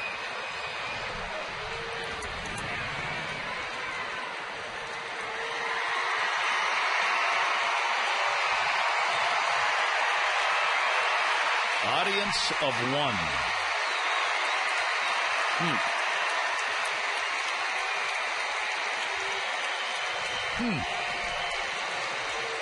Here's the 1-1 delivery on the way, and misses inside. 2-ball, 1-strike count. Well, all kinds of stories when you talk about Gio Gonzalez about wearing his emotions on your sleeve, all the things you're not supposed to do. But then again, that's part of being young and talented.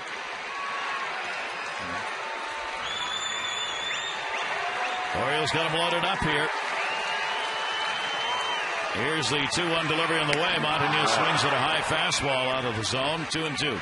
Yeah, boy, it'd be nice to be hitting 3-1 and have to throw a strike, but he chases the ball up in the zone. Big help there.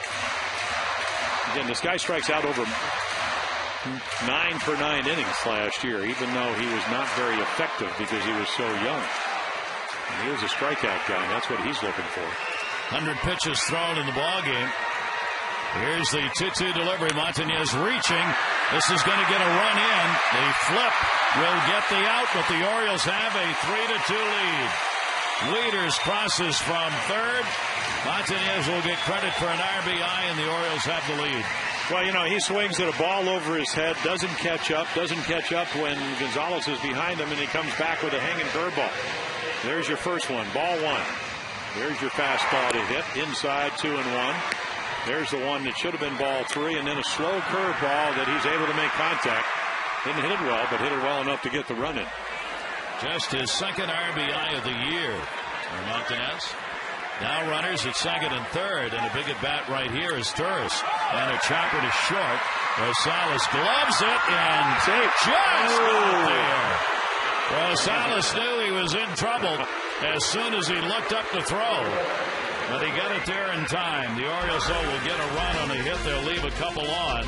And the O's are on top, 3-2.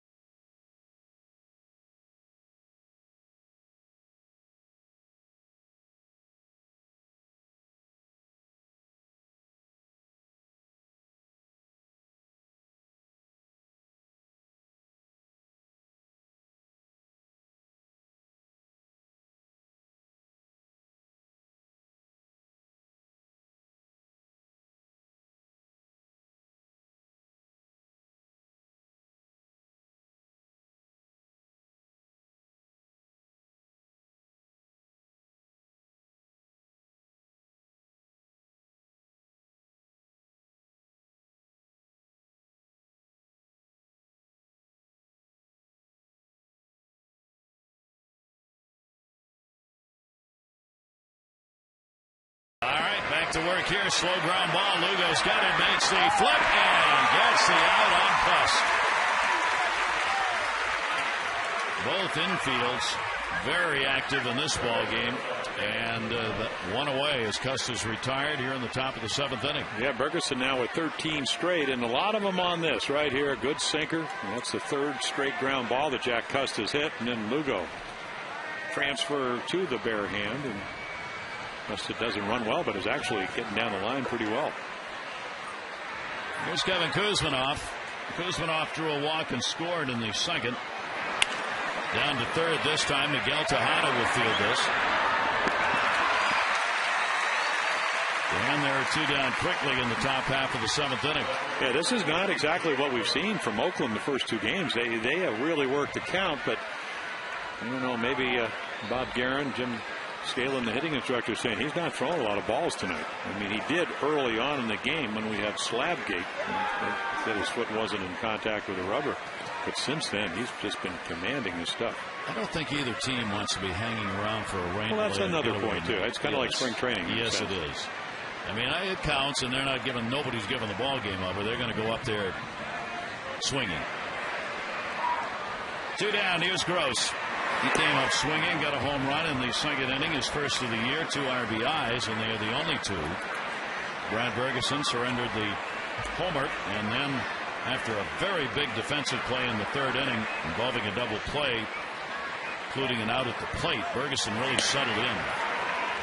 And since then, nothing. There's not been a base runner since that double play was made in the third. 1 ball, 1 strike count, 2 down. And he's let his defense do the work with no strikeouts in the game. And pitch count very low at 78. Taking here after those quick outs, Gross, and a 2 ball, 1 strike count. Yeah, you knew he was taking the first pitch. Now, of course, he'll be ready to hit. This is the same count when he hit the home run. And look at that. 9-9-5 here in the 7th so far. Right up the middle. Fielding his position. Ferguson gets it over. And he continues his string. That's 4 innings in a row. He's retired the side in order. 7th inning stretch time brought to you by Jack Daniel's Tennessee Whiskey. Please drink responsibly.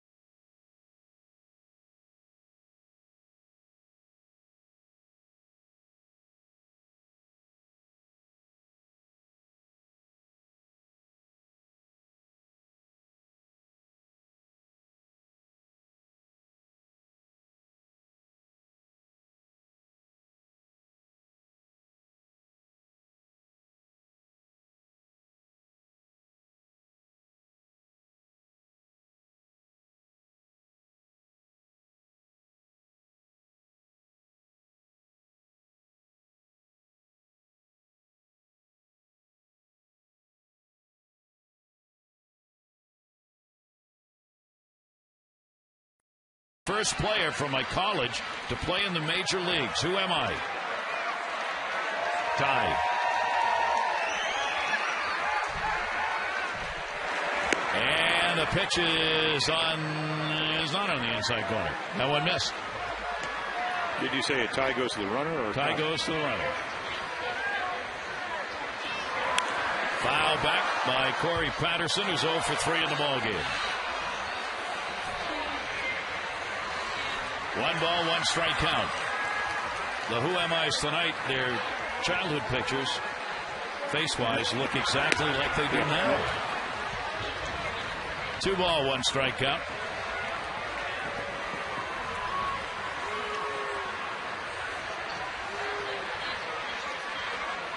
Gil Gonzalez, and the pitch is up high. Both starters rocking along here in this ball game with the help of these hitters who have been swinging early in the count or on first pitch.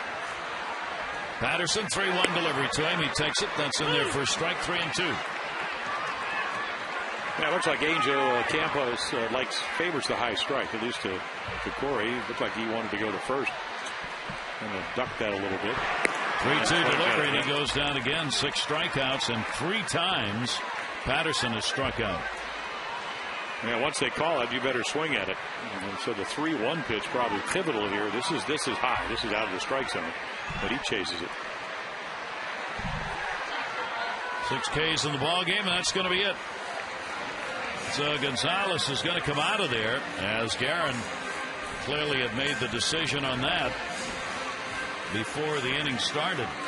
So with Lugo coming up here in the 7th inning and only 1 away, Orioles have the 3-2 lead. Orioles chase the A's.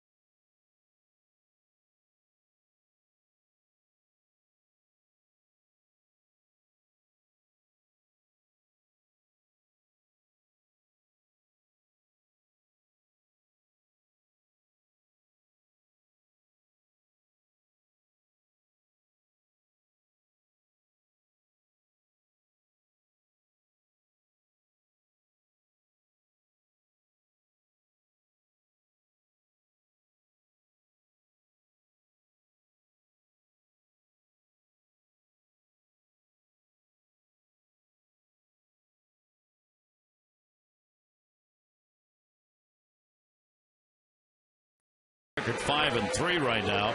He will watch as the bullpen is activated with Tyson Ross. Yeah, we saw him on Tuesday night. He came in and actually after Dallas Braden had to leave with the ankle injury, so he did end up getting the loss.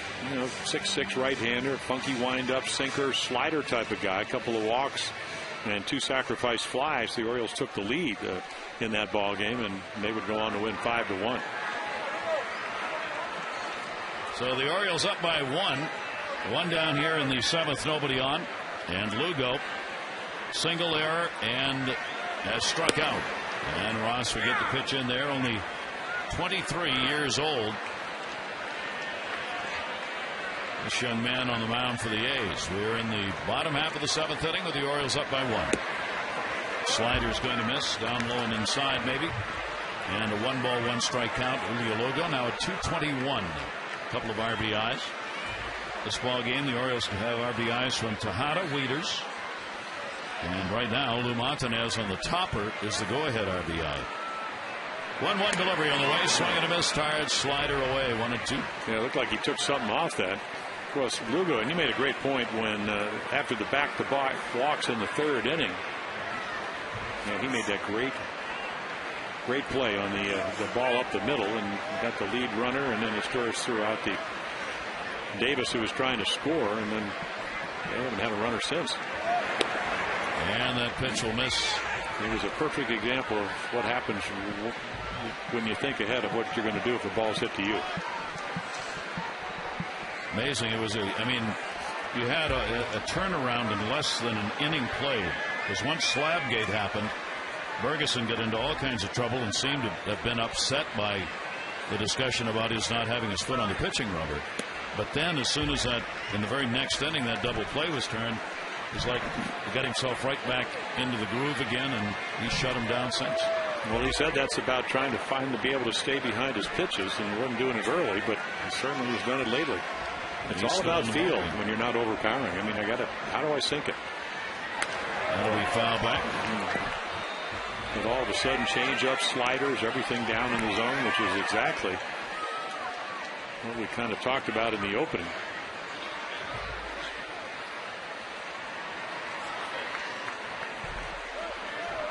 Three ball, 2-strike count. Lugo. 1 down, no one on in the 7th inning. Ross gets it in. That's going to be a base hit into left field. So Lugo's got a 2-hit ball game. 2 for 4 with a couple of singles. This summer, the kids can learn how to play like the pros from the pros. It's the official Orioles summer baseball camp. Kids 7 to 16, 5 days professional training, current and former O's, free membership to the Dugout Club, chance to play a game here at Camden Yards. And Adam Jones is scheduled to appear at the summer's first camp in Westminster, June 21 through the 25th. For additional dates and locations, 410-472-3500. Go to Orioles.com. That'll be up high to Ty Wigginton. Wigginton has drawn 2 walks and has struck out. And Ty, he loves hitting off righties. 12 of his 13 home runs are against right-handed pitching. And one of them, he talked about, 3 for 18 against Oakland coming in. One of them was in Oakland. He'll take that one up high. Orioles have only a couple of home runs on the season against the A's. Well, we want to congratulate Nick and Christina Markakis. Their second baby born tonight, Tucker Edward, 7 pound, 1 ounce baby boy who will join son Taylor in the family. So congratulations. Markakis is with Nick off tonight for the birth of child number 2. And Nick will be back in Toronto, where he'll have a shot at getting a good night's sleep. A 2-ball, 1-strike count. Lugo off first base and swung on it, missed. That one came in a hurry. 2-2.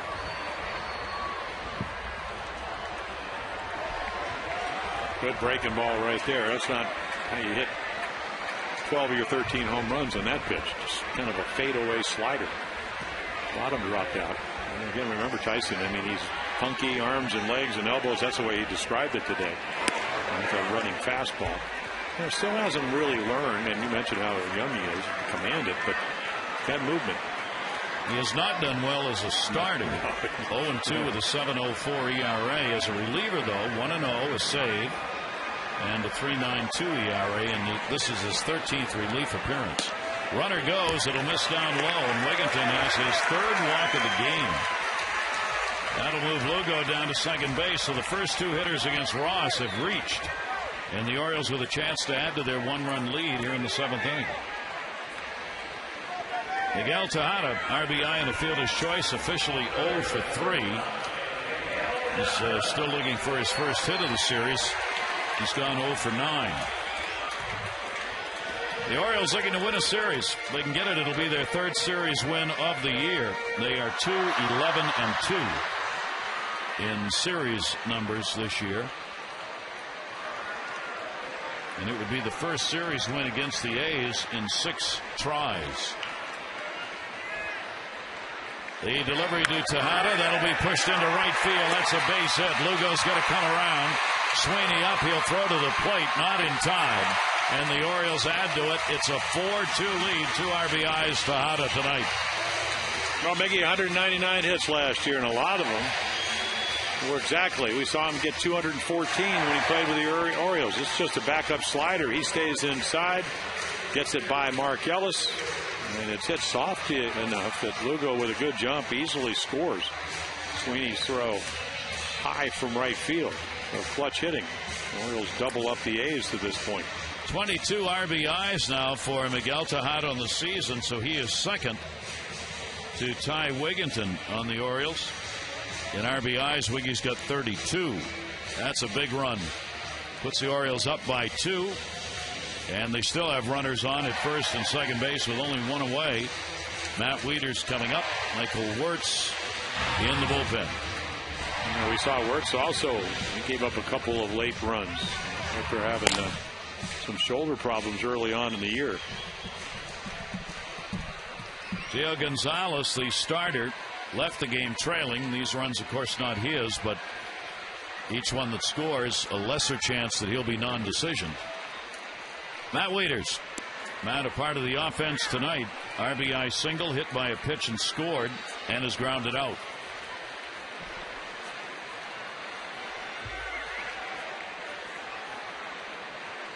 Oh, 1 count. Second base Wigginton, first base Tejada. Tyson Ross, the 0-1 delivery to him, and the fastball just misses outside, and the count goes to 1-1. 26,279, 279 the announced attendance, and most have hung in and seen a good ball game, and lots of thunder and no rain. 1 ball, 1 strike. Fastball, and that's going to be inside. Yeah, he's got good velocity. I mean, he's 94 to 96. That one was 96, but last year A ball and AA. I mean, not a lot of experience in the big leagues, because I figure that this may be one of the ways he can learn how to pitch. But when you're 6'6", tough to repeat your windup when you're that young. Out of the University of California, actually grew up in Oakland. Went to Berkeley. Fastball is taken up high.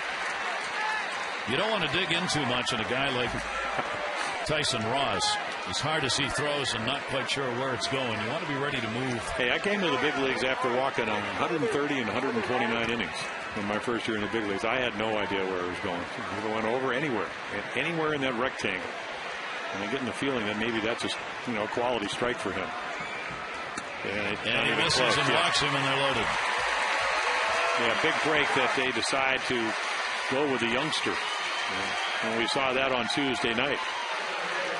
So he has not gotten anybody out. He's given up 2 singles and 2 walks. And for the third time tonight, the Orioles have the bases loaded, and this time Adam Jones gets a shot. Third base Wigginton, he drew a walk. Tejada at second with a single, and now the walk to Wieters. Well, Matt's been on 3 times.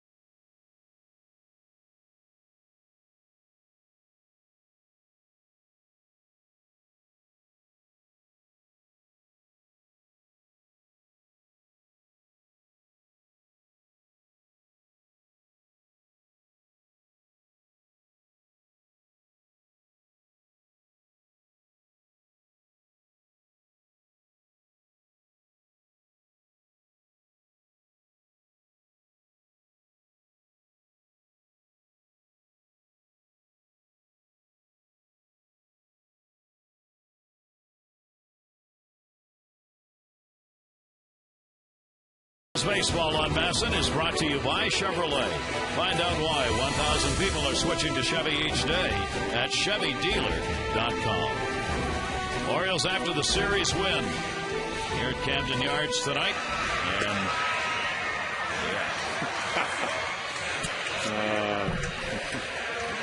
it's hard to comment on something. Yeah. You just kind of look and go, yep. There you go. Like the glasses, though. All right, Ross is out of there, and Wirtz is on. Yeah, we saw him again on Tuesday night. Hung a slider. Marquez did it first, second home run of May over the right field wall, and then Matt Wieters would get a double off the wall for a couple of runs. I mean, last year was just unbelievable. 74 appearances, 102 strikeouts, 6-1 record. 74 appearance, 8th most in the history of the Oakland A's. So Adam Jones is in. The bases are loaded. Jones has had a couple of singles, 2 for 3. 13-game hit streak, upping his average. And putting in some RBIs, 15 of them now with 5 home runs. Infield, halfway, and even more than that in now.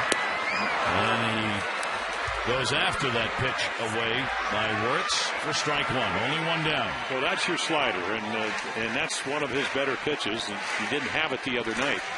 And again, coming off shoulder tendonitis, so this season was slowed down somewhat. Jones 0 for 4. The only times he has faced Wirtz. Here's the 0-1 delivery. In the dirt, Suzuki. That'll send Wigginton back to third. Yeah, first hitters, and that's an important number. Of course, again, he's been injured up and down because of the rehab. 3 for 5. Those aren't glowing numbers. Again, maybe be a little higher than that. Inherited runners, 6 on base, 2 have scored, so it's been pretty good there. Hard hit ground ball. They'll come to the plate and try and start the double play there. Here's the 1-1 delivery.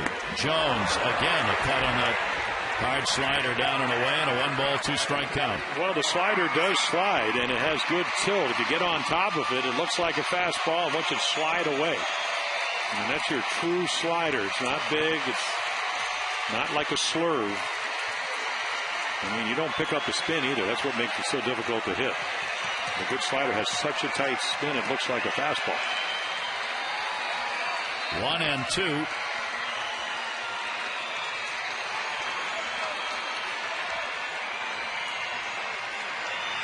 Jones pops it up. First base. Barton. Foul territory. Infield fly rule. He's got it.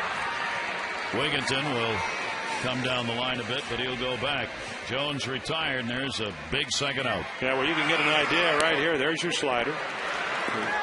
Now it's 1-1. All sliders. Another slider. And watch this, a hanger. And Adam pops it up. Gets unlucky because it stays in the field of play. And as the Lightning moves away from the ballpark, the game settles back down again. Garrett Atkins, 2 down. And Atkins will take a strike. He gets a shot at it with the sacks full. Atkins has drawn a walk, struck out, and flied to center field. Orioles have 1 run in, the RBI by Tejada. 0-1 delivery. Atkins takes that slider away. 1-ball, 1-strike count. Obviously, big runs out there late in a ball game here in the 7th inning. Well, it just makes it easier if you have to go to your bullpen. Again, Brad Bergeson's pitch count very, very reasonable tonight. 1-1 outside. I mean, this may be a game where he could, pitch count wise, complete the game if he continues to pitch well. He's now retired but the last 15. Brad Bergeson, another long inning for the Orioles. He doesn't mind that. They sent 7 to the plate in the 3rd inning.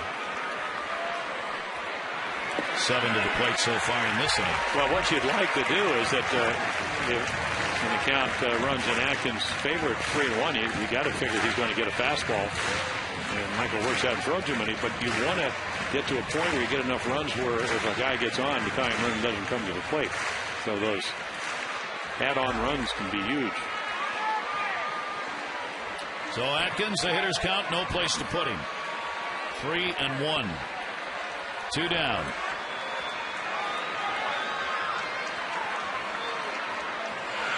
And he will take it inside and gets an RBI. A bases-loaded walk to Garrett Atkins.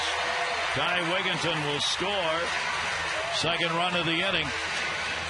And the 5th of the game and a 5-2 lead. Now 3 walks in the inning, and that's going to make a difference.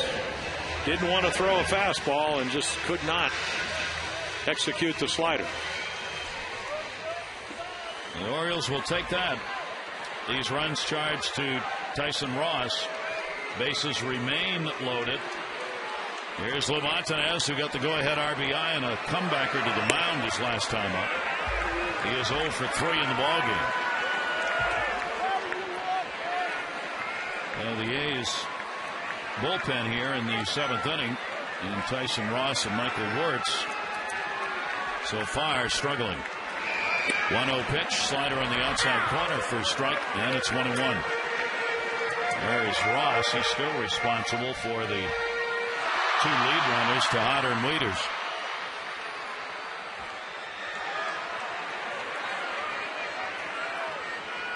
One delivery. Montanez thought about it. Stayed away. 2-1. I think you get a pretty good idea of what Michael Wirtz thinks is his best pitch. It's not the fastball. He's bringing that slider and trying to tantalize hitters to go after a pitch that ends up out of the strike zone. 2 undelivered to Lou Montanez. There'll be no play on that. 2-2. Birkin up in the bullpen, and Mark Henderson, the left-hander.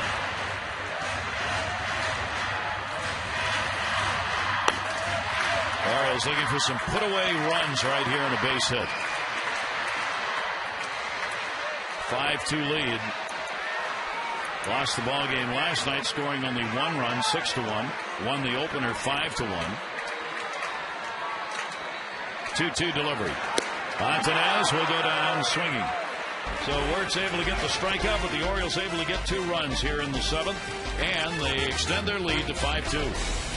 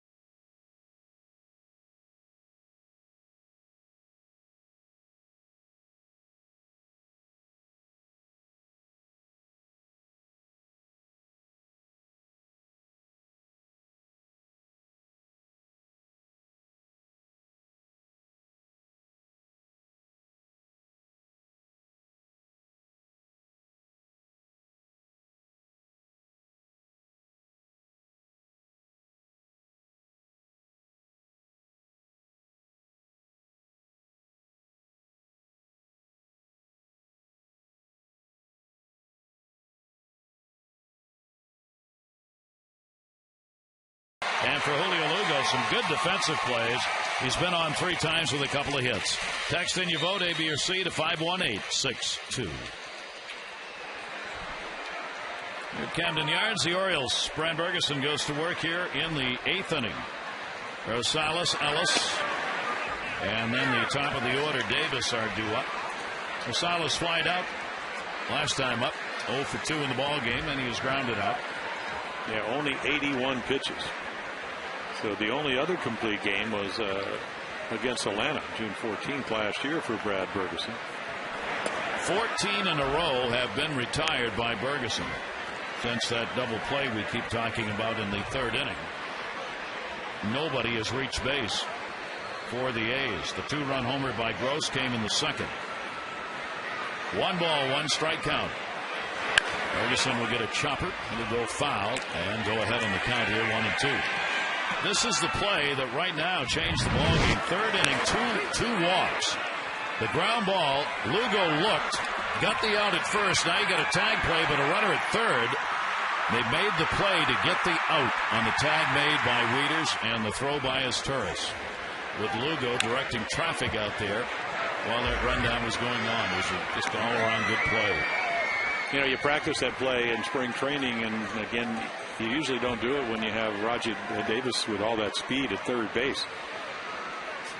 So Wigington, a lot of times you'll fake that throw to second and then see if you can get the runner caught in a rundown, but he did it so quickly to Turris, who made a perfect throw. Little 4-3-6-2. Unusual double play right when he needed it, and that changed the complexion of this game. Good work with the infield. 2 ball, 2 strike count. Rosales. He's fouling him off all over the place, off his own foot, off Wieters' foot, off the plate. Well, he has those kind of at-bats. The big bat last night, the 3-run home run for him. And they got him in the lineup because Bob Guerin learned he played left field. Not a lot, as you mentioned last night. What, Mexican League twice or something? Spring training. That one is going to be a base hit. Found the seam. So that will end the streak for Bergeson. A leadoff single here in the 8th inning by Rosales.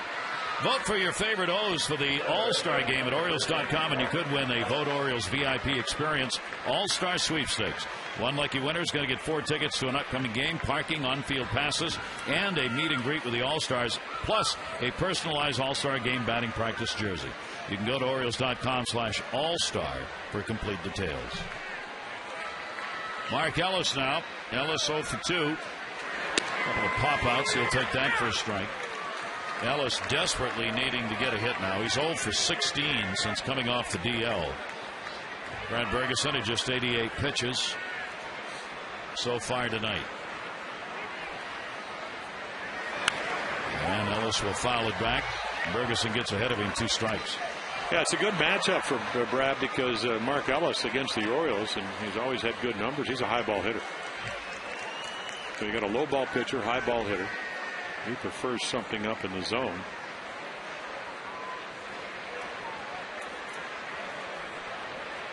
Ferguson ahead here, 0-2, runner at first. Ferguson has had 2 ball games in which he has not had a strikeout. Now, one was just 2 2/3 against Seattle, which really doesn't count. The other, though, against Minnesota, he went 6 2/3 without a strikeout in that ball game, and he only had 1 last outing against Washington. He's getting the work done behind him. I think he wanted that one right there. Slider that looked like it had the plate.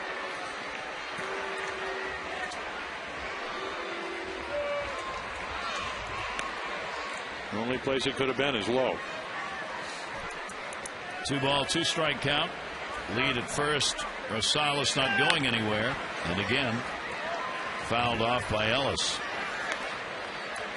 This A's team, 2 different ball clubs depending on whether they are home and on the road. They average 4.8 runs a ball game at home, 3.4 on the road.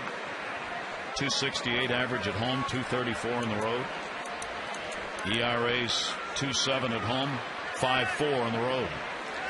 2-2 delivery, and that's going to be in the gap left center field. Jones will come up with it and hold the runner. Rosales at second base. So there are 2 on to start the 8th inning. All right, our covering the bases tonight. Who am I? I committed to play in college. Later decided to sign with the Orioles out of high school. I have had some freak injuries in my career, including a concussion caused by a line drive to the back of my head. If I wasn't playing baseball, I just might be going to school for theology. Who am I?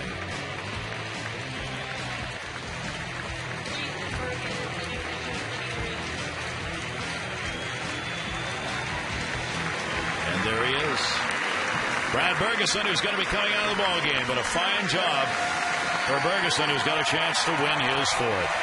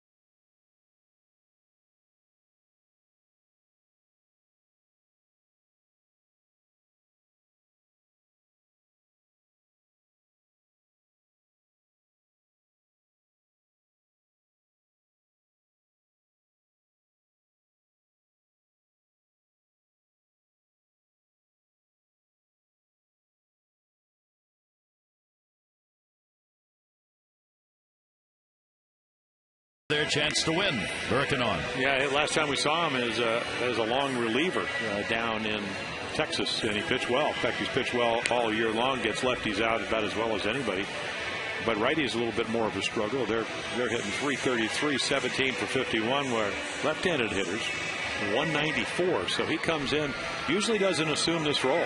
He's not a setup guy to get to your closer, but he might be the closer right now. Well, yeah, he could be. Even though we saw Will Ullman in that 5-1 game, you would think he'd be the guy. So again, a starter last year, 6-12, 6.50, whatever ERA. He has had a good spring. He's had better command of his pitches. 2 on, nobody out. And here's Davis, top of the order. He's getting his work cut out for him now. Raja Davis, 0 for 2, and has drawn a walk in the game. 2 singles to lead the inning off. Rosales and Ellis, they are on base.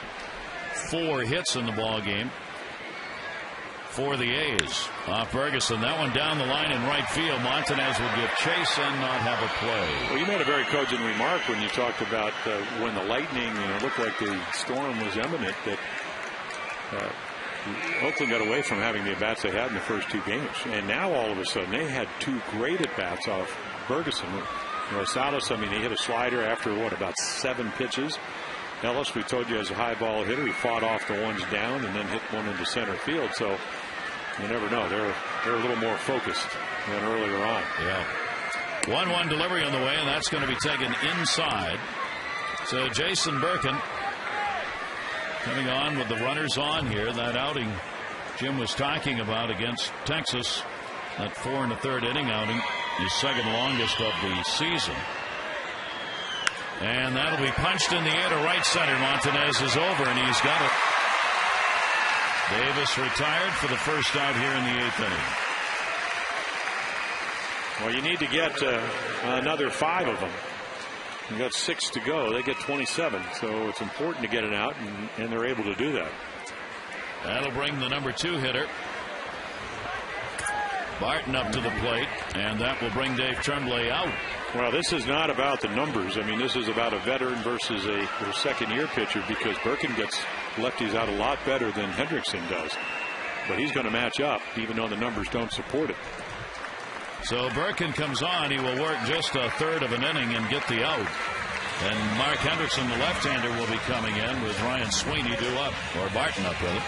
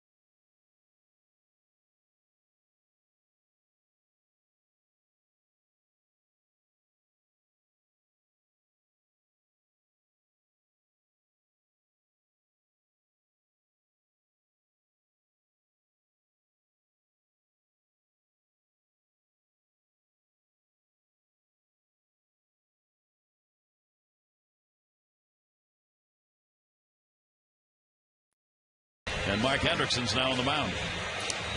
Yeah, he pitched very well on Tuesday night. Came in 7th and 8th innings. The Orioles won that game 5-1. And again, the matchup numbers, he gets, he doesn't get righties out, but look, so there's 12 for 36. Birkin, they're hitting 194, but again, a veteran versus Birkin. We'll see how it plays. Well, Barton is 4 for 5 off him. Well, yeah, well, so, this Will Ullman, because again, Simone getting hurt, this would be the guy, if you wanted to match up, you would bring in. But then again, if you have a lead in the ninth, then who's going to pitch the ninth? So runners on first and second, one out. Orioles have the 5-2 lead. We're in the 8th inning. Gonzalez on at second base, a single. Ellis a single. He's on at first. Barton in the ball game, a single that came back in his first at bat. He is walked and grounded out.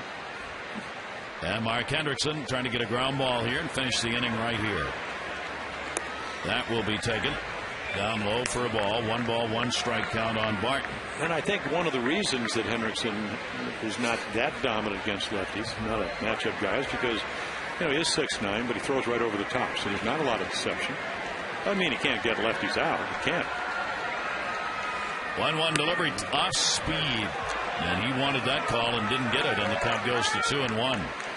Barton is Mr. Walkman, as we've told you. He picked up one in the ball game, 4th in the league, so he's not going to chase just because it's close. It's got to be in there. And just because you're left-handed either. Not like when you wind up, he's afraid of letting the ball travel. 2-1 delivery on the way to him, and Barton will pop that one up in the infield. Second base, infield fly rule. Look out, look out. Lugo and his Torres comes away with it. Lugo was trying to call him off, but his Torres stayed there, and he's the shortstop and like the center fielder. If he calls for it, get out of the way.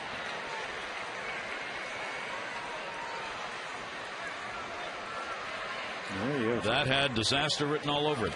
Well, it was infield fly rule, so runners, the batter's out and the runners advance at their own risk. The good news. Of course, still a little bit more wind than there was early on with some kind of storm in the area. Now there are 2 down, and here is Sweeney. And Ryan Sweeney will take the pitch for a strike. So the Oriole bullpen now trying to work their way out of this inning. Sweeney 244 off the lefties, 90 points higher against right-handers. 0-1 count, 2 away. I bet Mark Henderson doesn't even know his numbers against lefty. He just knows, you know what, my job is to try to get him out. He made a good pitch to Barton. There's a little 2-seamer, hoping that Sweeney would roll over on it. Sweeney 1 for 6 off Hendrickson in his career. The A's chance to get back in it here in the top of the 8th inning. The Orioles adding 2 runs in the 7th inning on just 2 hits with the help of a couple of walks. Tyson Ross charged with those runs, extending the lead to 5-2. Sweeney, good pitch as he got jammed. 1 and 2. Well, that's a perfectly placed fastball. Usually Mark Hendrickson about 88, 89, a little extra. And that ball, looks like a 4-seamer, just runs down and in. Perfectly thrown. It appears to me that Ryan Sweeney a little bit more comfortable out over the plate. Well, Hendrickson, after the final out, 1 and 2 of the inning. 2 down. Overhand, that's going to be punched, coming in, and no play for Patterson. A run will score, and Sweeney, on a 1-2 count with 2 down, delivers the RBI single. Rosales scores, and it's a 5-3 game. Yeah, we told you his ability, like Nick Markakis, to spray it all over the place. 23 up the middle, now 19 hits to left, 12 to right. And he just fights this off. You can see it ends up about in the middle of the plate. So a little bit easier to get some of the good wood to it, even though he didn't hit it very well. Dumps it in front of Patterson. 22 RBIs on the season now for Sweeney. So Hendrickson not out of the inning, and now he's got to face Suzuki. 2 on, 2 down. Ellis moves down to second base, and Sweeney on at first. Well, now you have to go. I mean, this is everything Oakland wanted. Yeah. In the sense that they have now the go-ahead runner at the plate after trailing by 3. Suzuki has not had a hit in this one, 0 for 3, and he's only gone 1 for 11 in the series. 200 against left-handers, 5 for 25, 68 points higher on the other side. So the Orioles 3 for 9 tonight with runners in scoring position. 1-0 delivery on the way, breaking ball, and that is in there. Hendrickson evens the count up at 1-1. So the A's not going away here in this rubber match. Yeah, and again, you know, if you had a healthy bullpen with Jim Johnson and Gonzalez, et cetera, you wouldn't let a guy 2 for 6 with a home run hit against Hendrickson here. But because of injuries, you have to do that. 1-1 delivery on the way. Fastball outside, 2-1. Suzuki with Cuss waiting on deck. And the A's trying to rally here. Clay Meredith in the bullpen for the Orioles. Orioles are 11-5 when they've had a lead after 7 innings. Here's the 2-1 delivery. Suzuki up the middle. That's going to rebound for a base hit. And it will load the bases up. Lugo was cutting to the middle because that's where the ball was headed. But when it hit off Hendrickson, it went the other way. So at 2 down, they've loaded him up. Yeah, pretty good pitch, but he just gets the grounder, and I don't know if it gets his foot, his ankle, or whatever, but kicks to where Lugo vacated, and all of a sudden you do have him loaded up. And that will bring Cuss up. Yeah, I think Jake Fox is going to pinch hit for him. Fox has come out. And you got Clay Meredith up in the Oriole bullpen, the single baller. Home plate umpire going out to break up the discussion. Because Meredith's last pitch was the game winner on Sunday. Fox is now announced. So if the Orioles want to make a move, they can do it. Rick Kranitz instead will come out to talk about working against Jake Fox. Well, we know from watching him hit over the first, 4 or 5 games when he's had a chance to play, he's a dead red fastball hitter. Seems like he's a pull hitter. Even last night off Brian Mattis, he hit a screamer right at Miguel Tejada. A couple of hits off Brian out in Oakland. So this is how do we want to pitch to him. And the one thing about Mark Hendrickson, not overwhelming stuff, but he's a pitcher. He's got 3 pitches he can get over. How are we going to do it? You still have a 2-run cushion at the moment.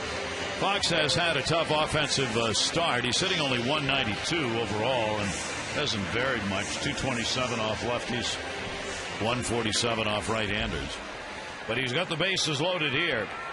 So big moment late in the ball game now with the potential tying run on at second base. Sweeney is at second. He's that runner. Lead runner is Ellis, and Suzuki's on at first. 2 away. Jake Fox, pinch hitter. He'll take the first pitch in the corner for strike. Fox this year 2 for 7 as a pinch hitter. 5 doubles and a homer, the extra base hits. Ellis reached on a single. Sweeney on a single. Suzuki on a single. The 0-1 pitch to Fox. Chopper towards the hole. Going to force it. Second. Bobbles and no play and a bad hop. And a run will score to make it 5-4. That ball was tailor-made, and nothing that his tourist could do about that as it took a hop on him right up into his face. A lot of footsteps out there, a lot of base runners in the last inning or so. You're lucky it doesn't go off his shoulder into the outfield. It's routine. You could see Jake Fox, he has to reach for it, and right there's your hop. Way out in front, but just couldn't play it. And right there you get a little bit lucky. He just flips it because that's your only play. And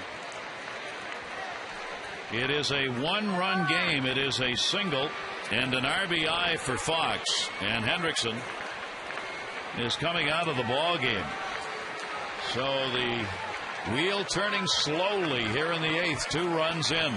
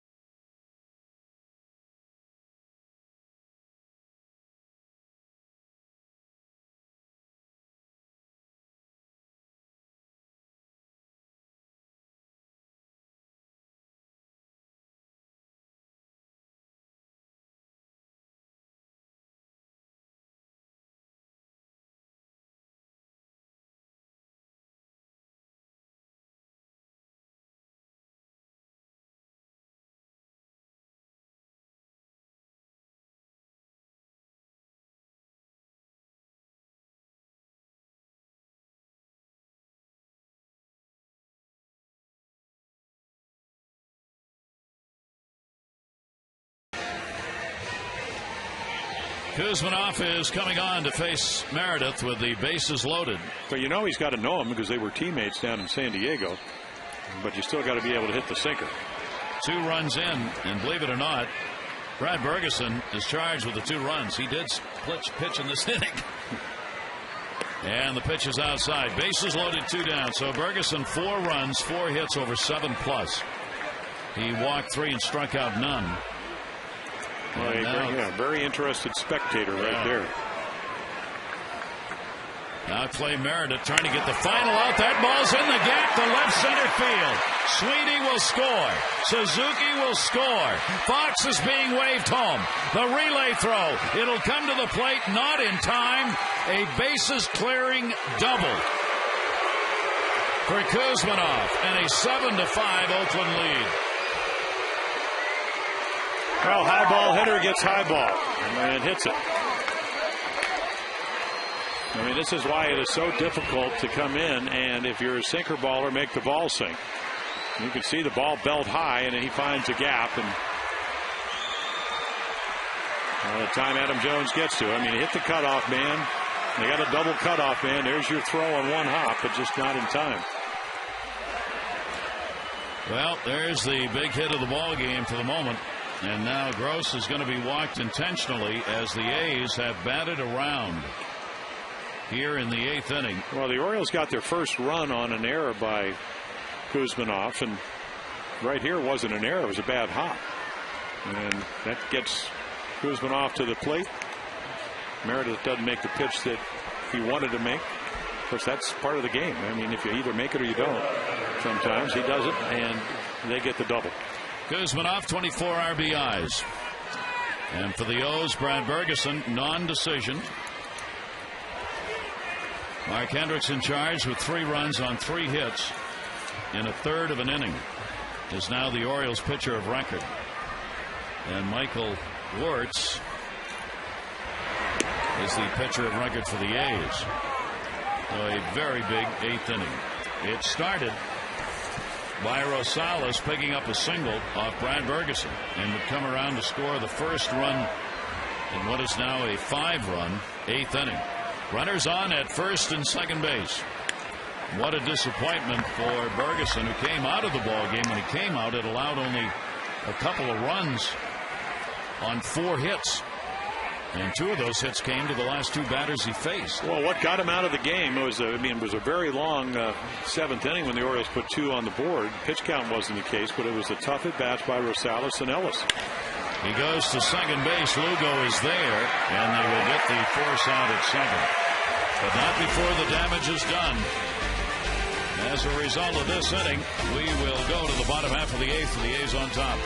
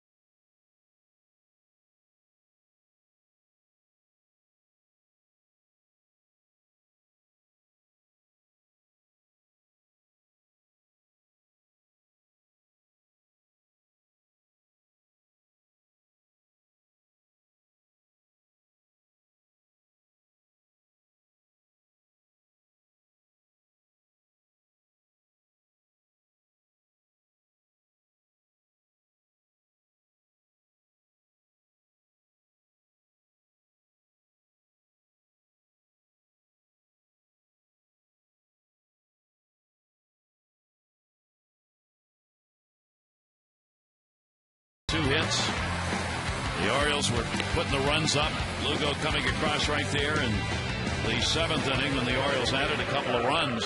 But 5 runs on 6 hits with 10 men to the plate in the 8th inning, and the A's have gone on top in this ball game 7-5. Well, we go back to the first batter of the inning, which was Adam Rosales, and right here he's going to bark at the umpire and basically say, "Nice call." And that was about, he thought he struck him out, and then he would hit a single in the left. Ellis would follow his single. He would leave the game, and then the bullpen didn't get the job done. Now the Craig Breslow, he came in the other night and did get the job done. Yep. Out of Yale University. So the Orioles now have got to put some more offense up there on the board, and against the left-hander, as Torres will lead it off. The Orioles sent 8 men to the plate in the 7th inning.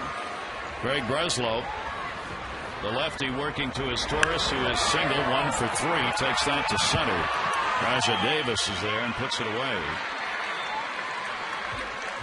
So he came in on Tuesday night. There are the numbers. Last year, horrible start. I ran into him today and I said, "So you're the smartest." They tell him, what, molecular biophysics, biochemistry major. He's not the most interesting man in the world, but he's maybe one of the smarter baseball players. Got released his first year when he signed and played the independent league. And he said, "I never start very quickly." They got him released and then had a great year for Oakland. Michael Wirtz is the pitcher of record, working just 2/3 of an inning. He gave up a walk and got a strikeout, as he was the 3rd pitcher used. 1-0 count. Corey Patterson. Patterson on a big cut. Patterson's had a tough night. 3 strikeouts, and he is flied out center field. So the 2 starters, Brad Bergeson and Gio Gonzalez, non-decisioned in this ball game as it got turned over to the pen. Boy, this ball game's had really distinct chapters in it as to how it's gone.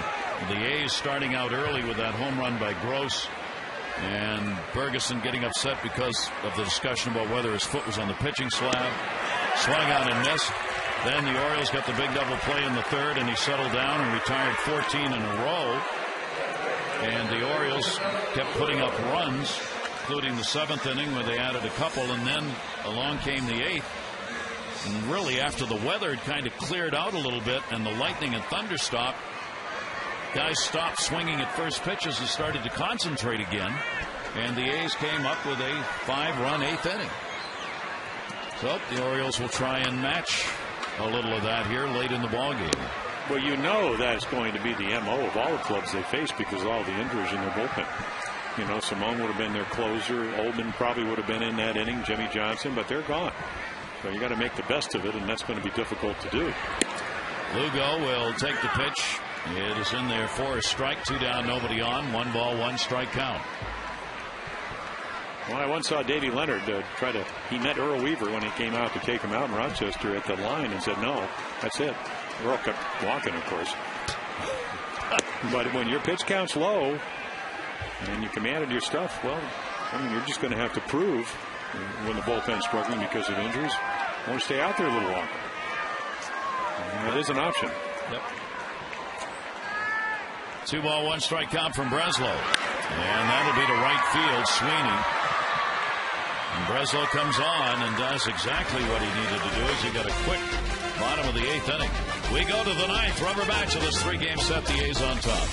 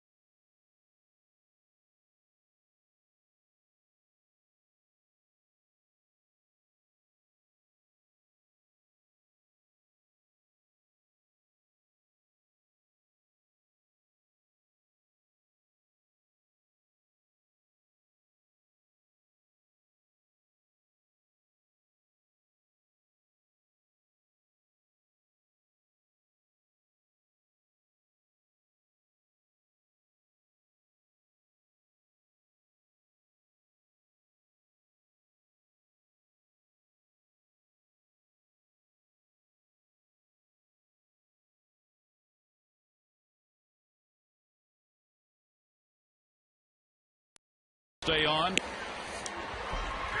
Mark Ellis will lead it off here in the 9th.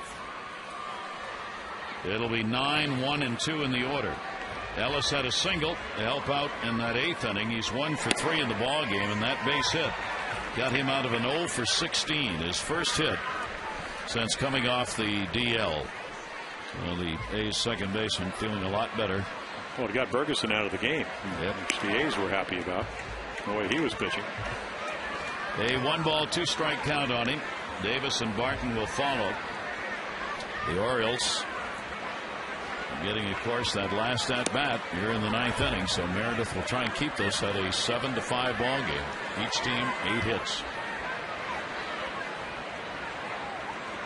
And a tough night for starter Brad Ferguson, who really pitched a solid ball game. Good jam shot right there, played by his Torres. 1 away in the 9th. Hope you'll join us again tomorrow as the ball club takes to the road. Blue Jays, Kevin Millwood against Sean Markham. Our coverage on Masson will begin at 6:30 with O's Extra, presented by your local Ford dealer, followed by game coverage at 7 on Masson HD. All the access you need right here on Masson.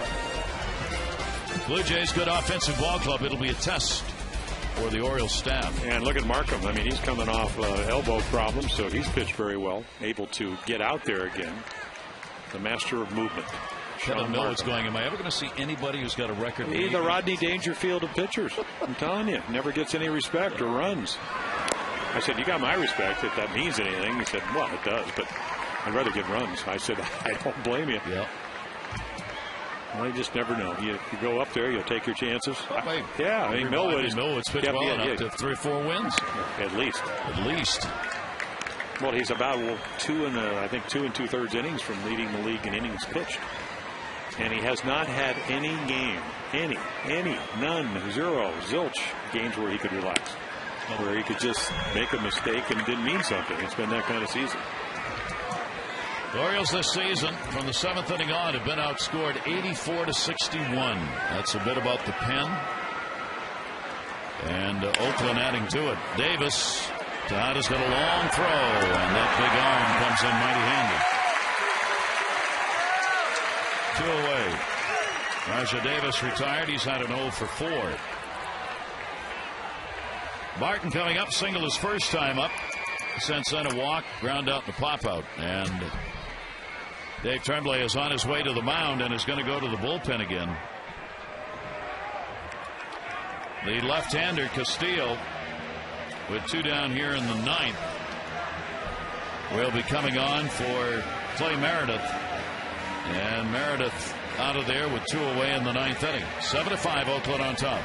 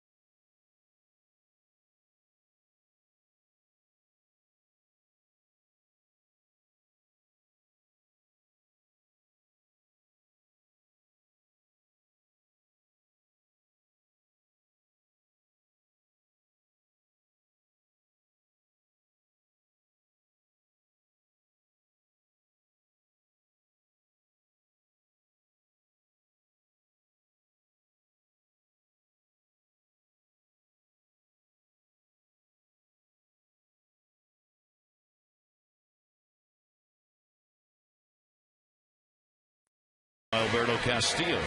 An inning last night with a strikeout. And they come in just to try to get him out of this inning, get him up to bat. There are the numbers. And again, it's not about stuff. It's about location. You got a good breaking ball. Sometimes having trouble to command it. Last night, throwing 93. Tough on lefties because he will drop the arm angle over the top to right-handers. So Barton will stand in with 2 down and nobody on. We are in the 9th. And Barton will take the first pitch up high for a ball. Well, the Orioles looking to get the final out and then get to the plate where they've got the middle of the order due up in the bottom half of the inning. Here's the 1-0 delivery. That's going to catch the inside corner for a strike. 1-1.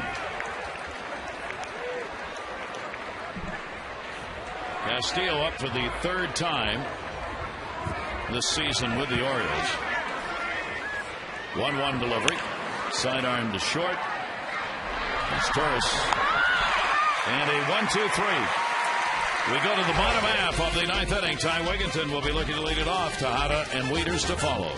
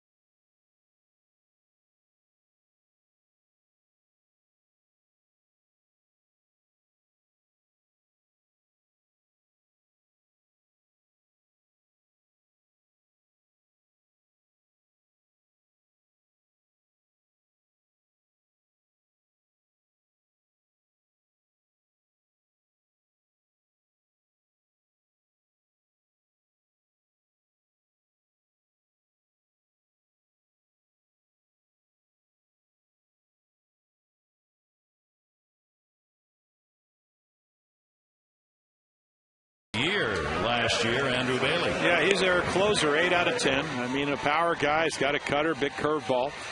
You know, last year, non-roster guy that made the ball club and then didn't, you know, made the All-Star team, didn't pitch there.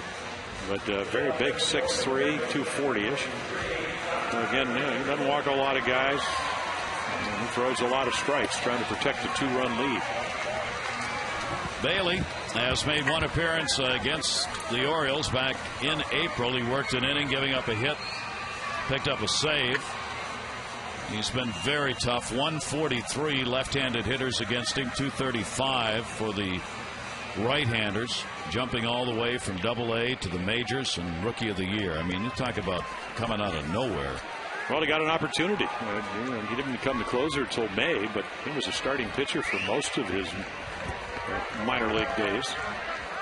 So Bailey against Ty Wigginton, and Wigginton on the big cut on that first pitch. 97. That'll get your attention. It didn't seem like it was 97 until it exploded. One of the power arms of baseball in a closer's role. 0-1 pitch. Wigginton will take it down and away. Wigginton's had a couple of walks, 3 walks in the ball game, 2 of which he scored on when he reached base. Officially just 0 for 1. 1-1 delivery. Wigginton towards the middle. Over to get it. Ellis, long throw, and he got it. A big first out here in the 9th inning. Updating you in the AT&T Player of the Game voting. Right now it's Jones on top. You still have time to cast your vote. A, B, or C to 51862. The results coming up on the O's Extra post-game show. Well, you need a base runner. I mean, that's a starting point.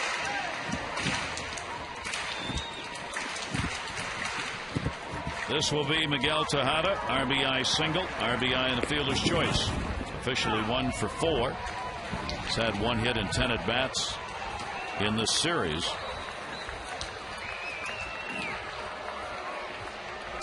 Get a base runner on and get the potential tying run to the plate. That's what the O's are after, and there's one of them. Tejada gets the single, 2-hit ball game for him. And the Orioles will get the potential tying run to the plate here in the 9th inning. Yeah, Miggy makes a nice adjustment. He took one fastball and just insided it out into right field.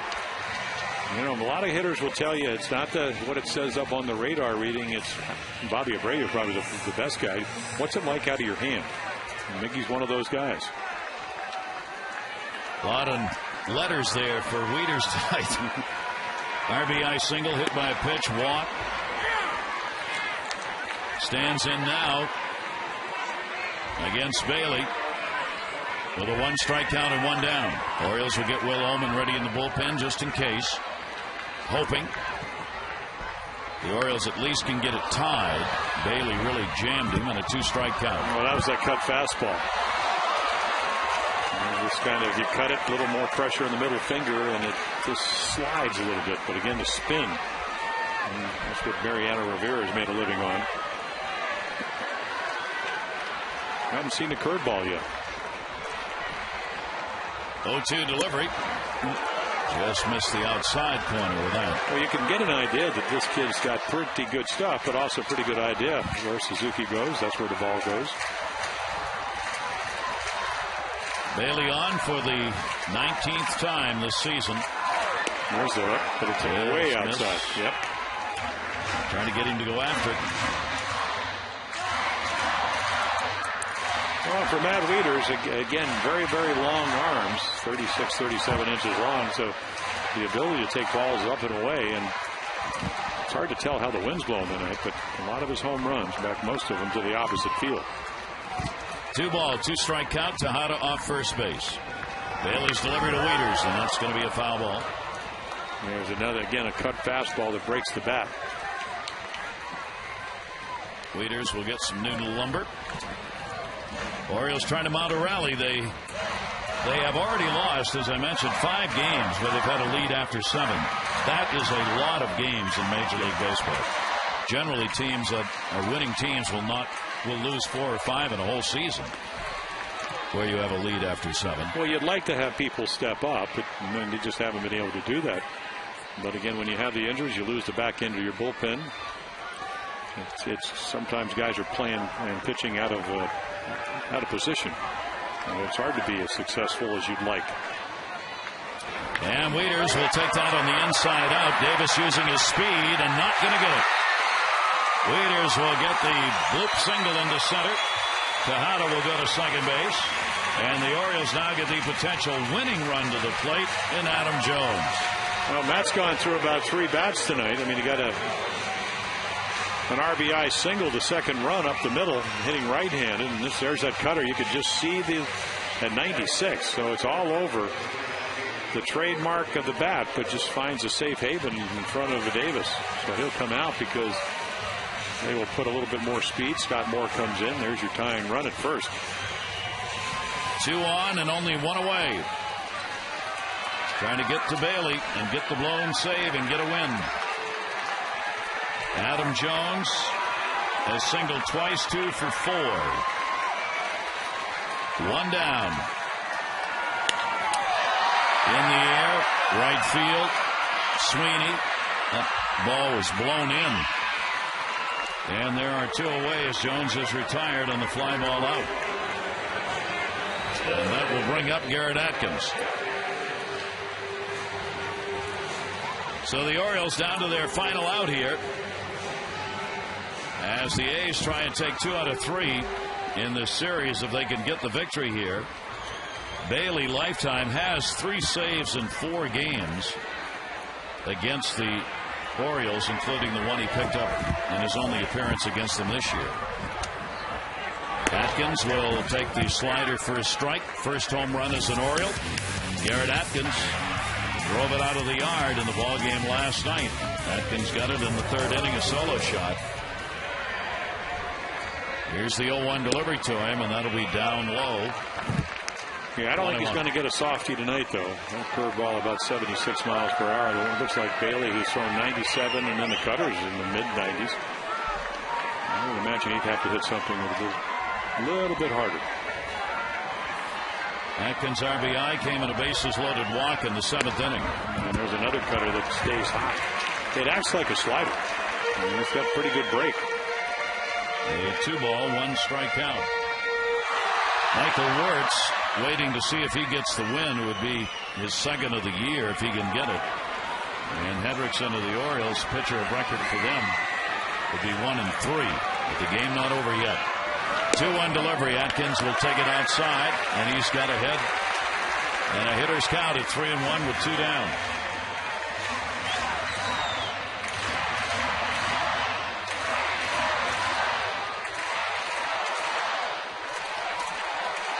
Tejada at second. Moore at first. Here's the 3-1 by Bailey. Swung on and missed, and it's full. 97. Well, that's the way you pitch when you have a good arm. If you get into hitter's counts, hit it. See if you can catch up, and you can't. Not at the knees like that. 3-2. Runners go. 2 down. Swung on and missed. And this one's in the books as the result of a 5-run, 6-hit 8th inning. The A's come back and get a 7-5 win and take this series 2-1. Hope you will join us again tomorrow, as it'll be the Blue Jays, Kevin Millwood against Sean Markham. Our coverage on Masson begins at 6:30 with O's Extra, presented by your local Ford dealer, followed by game coverage at 7 on Masson HD. For Jim Palmer and Amber Theo Harris, I'm Gary Thorne. Thanks, everybody. We bid you adieu as the A's a major comeback to get a 7-5 win. This has been a Masson presentation. How this ball game, with all its twists and turns, came down. O's Extra right now.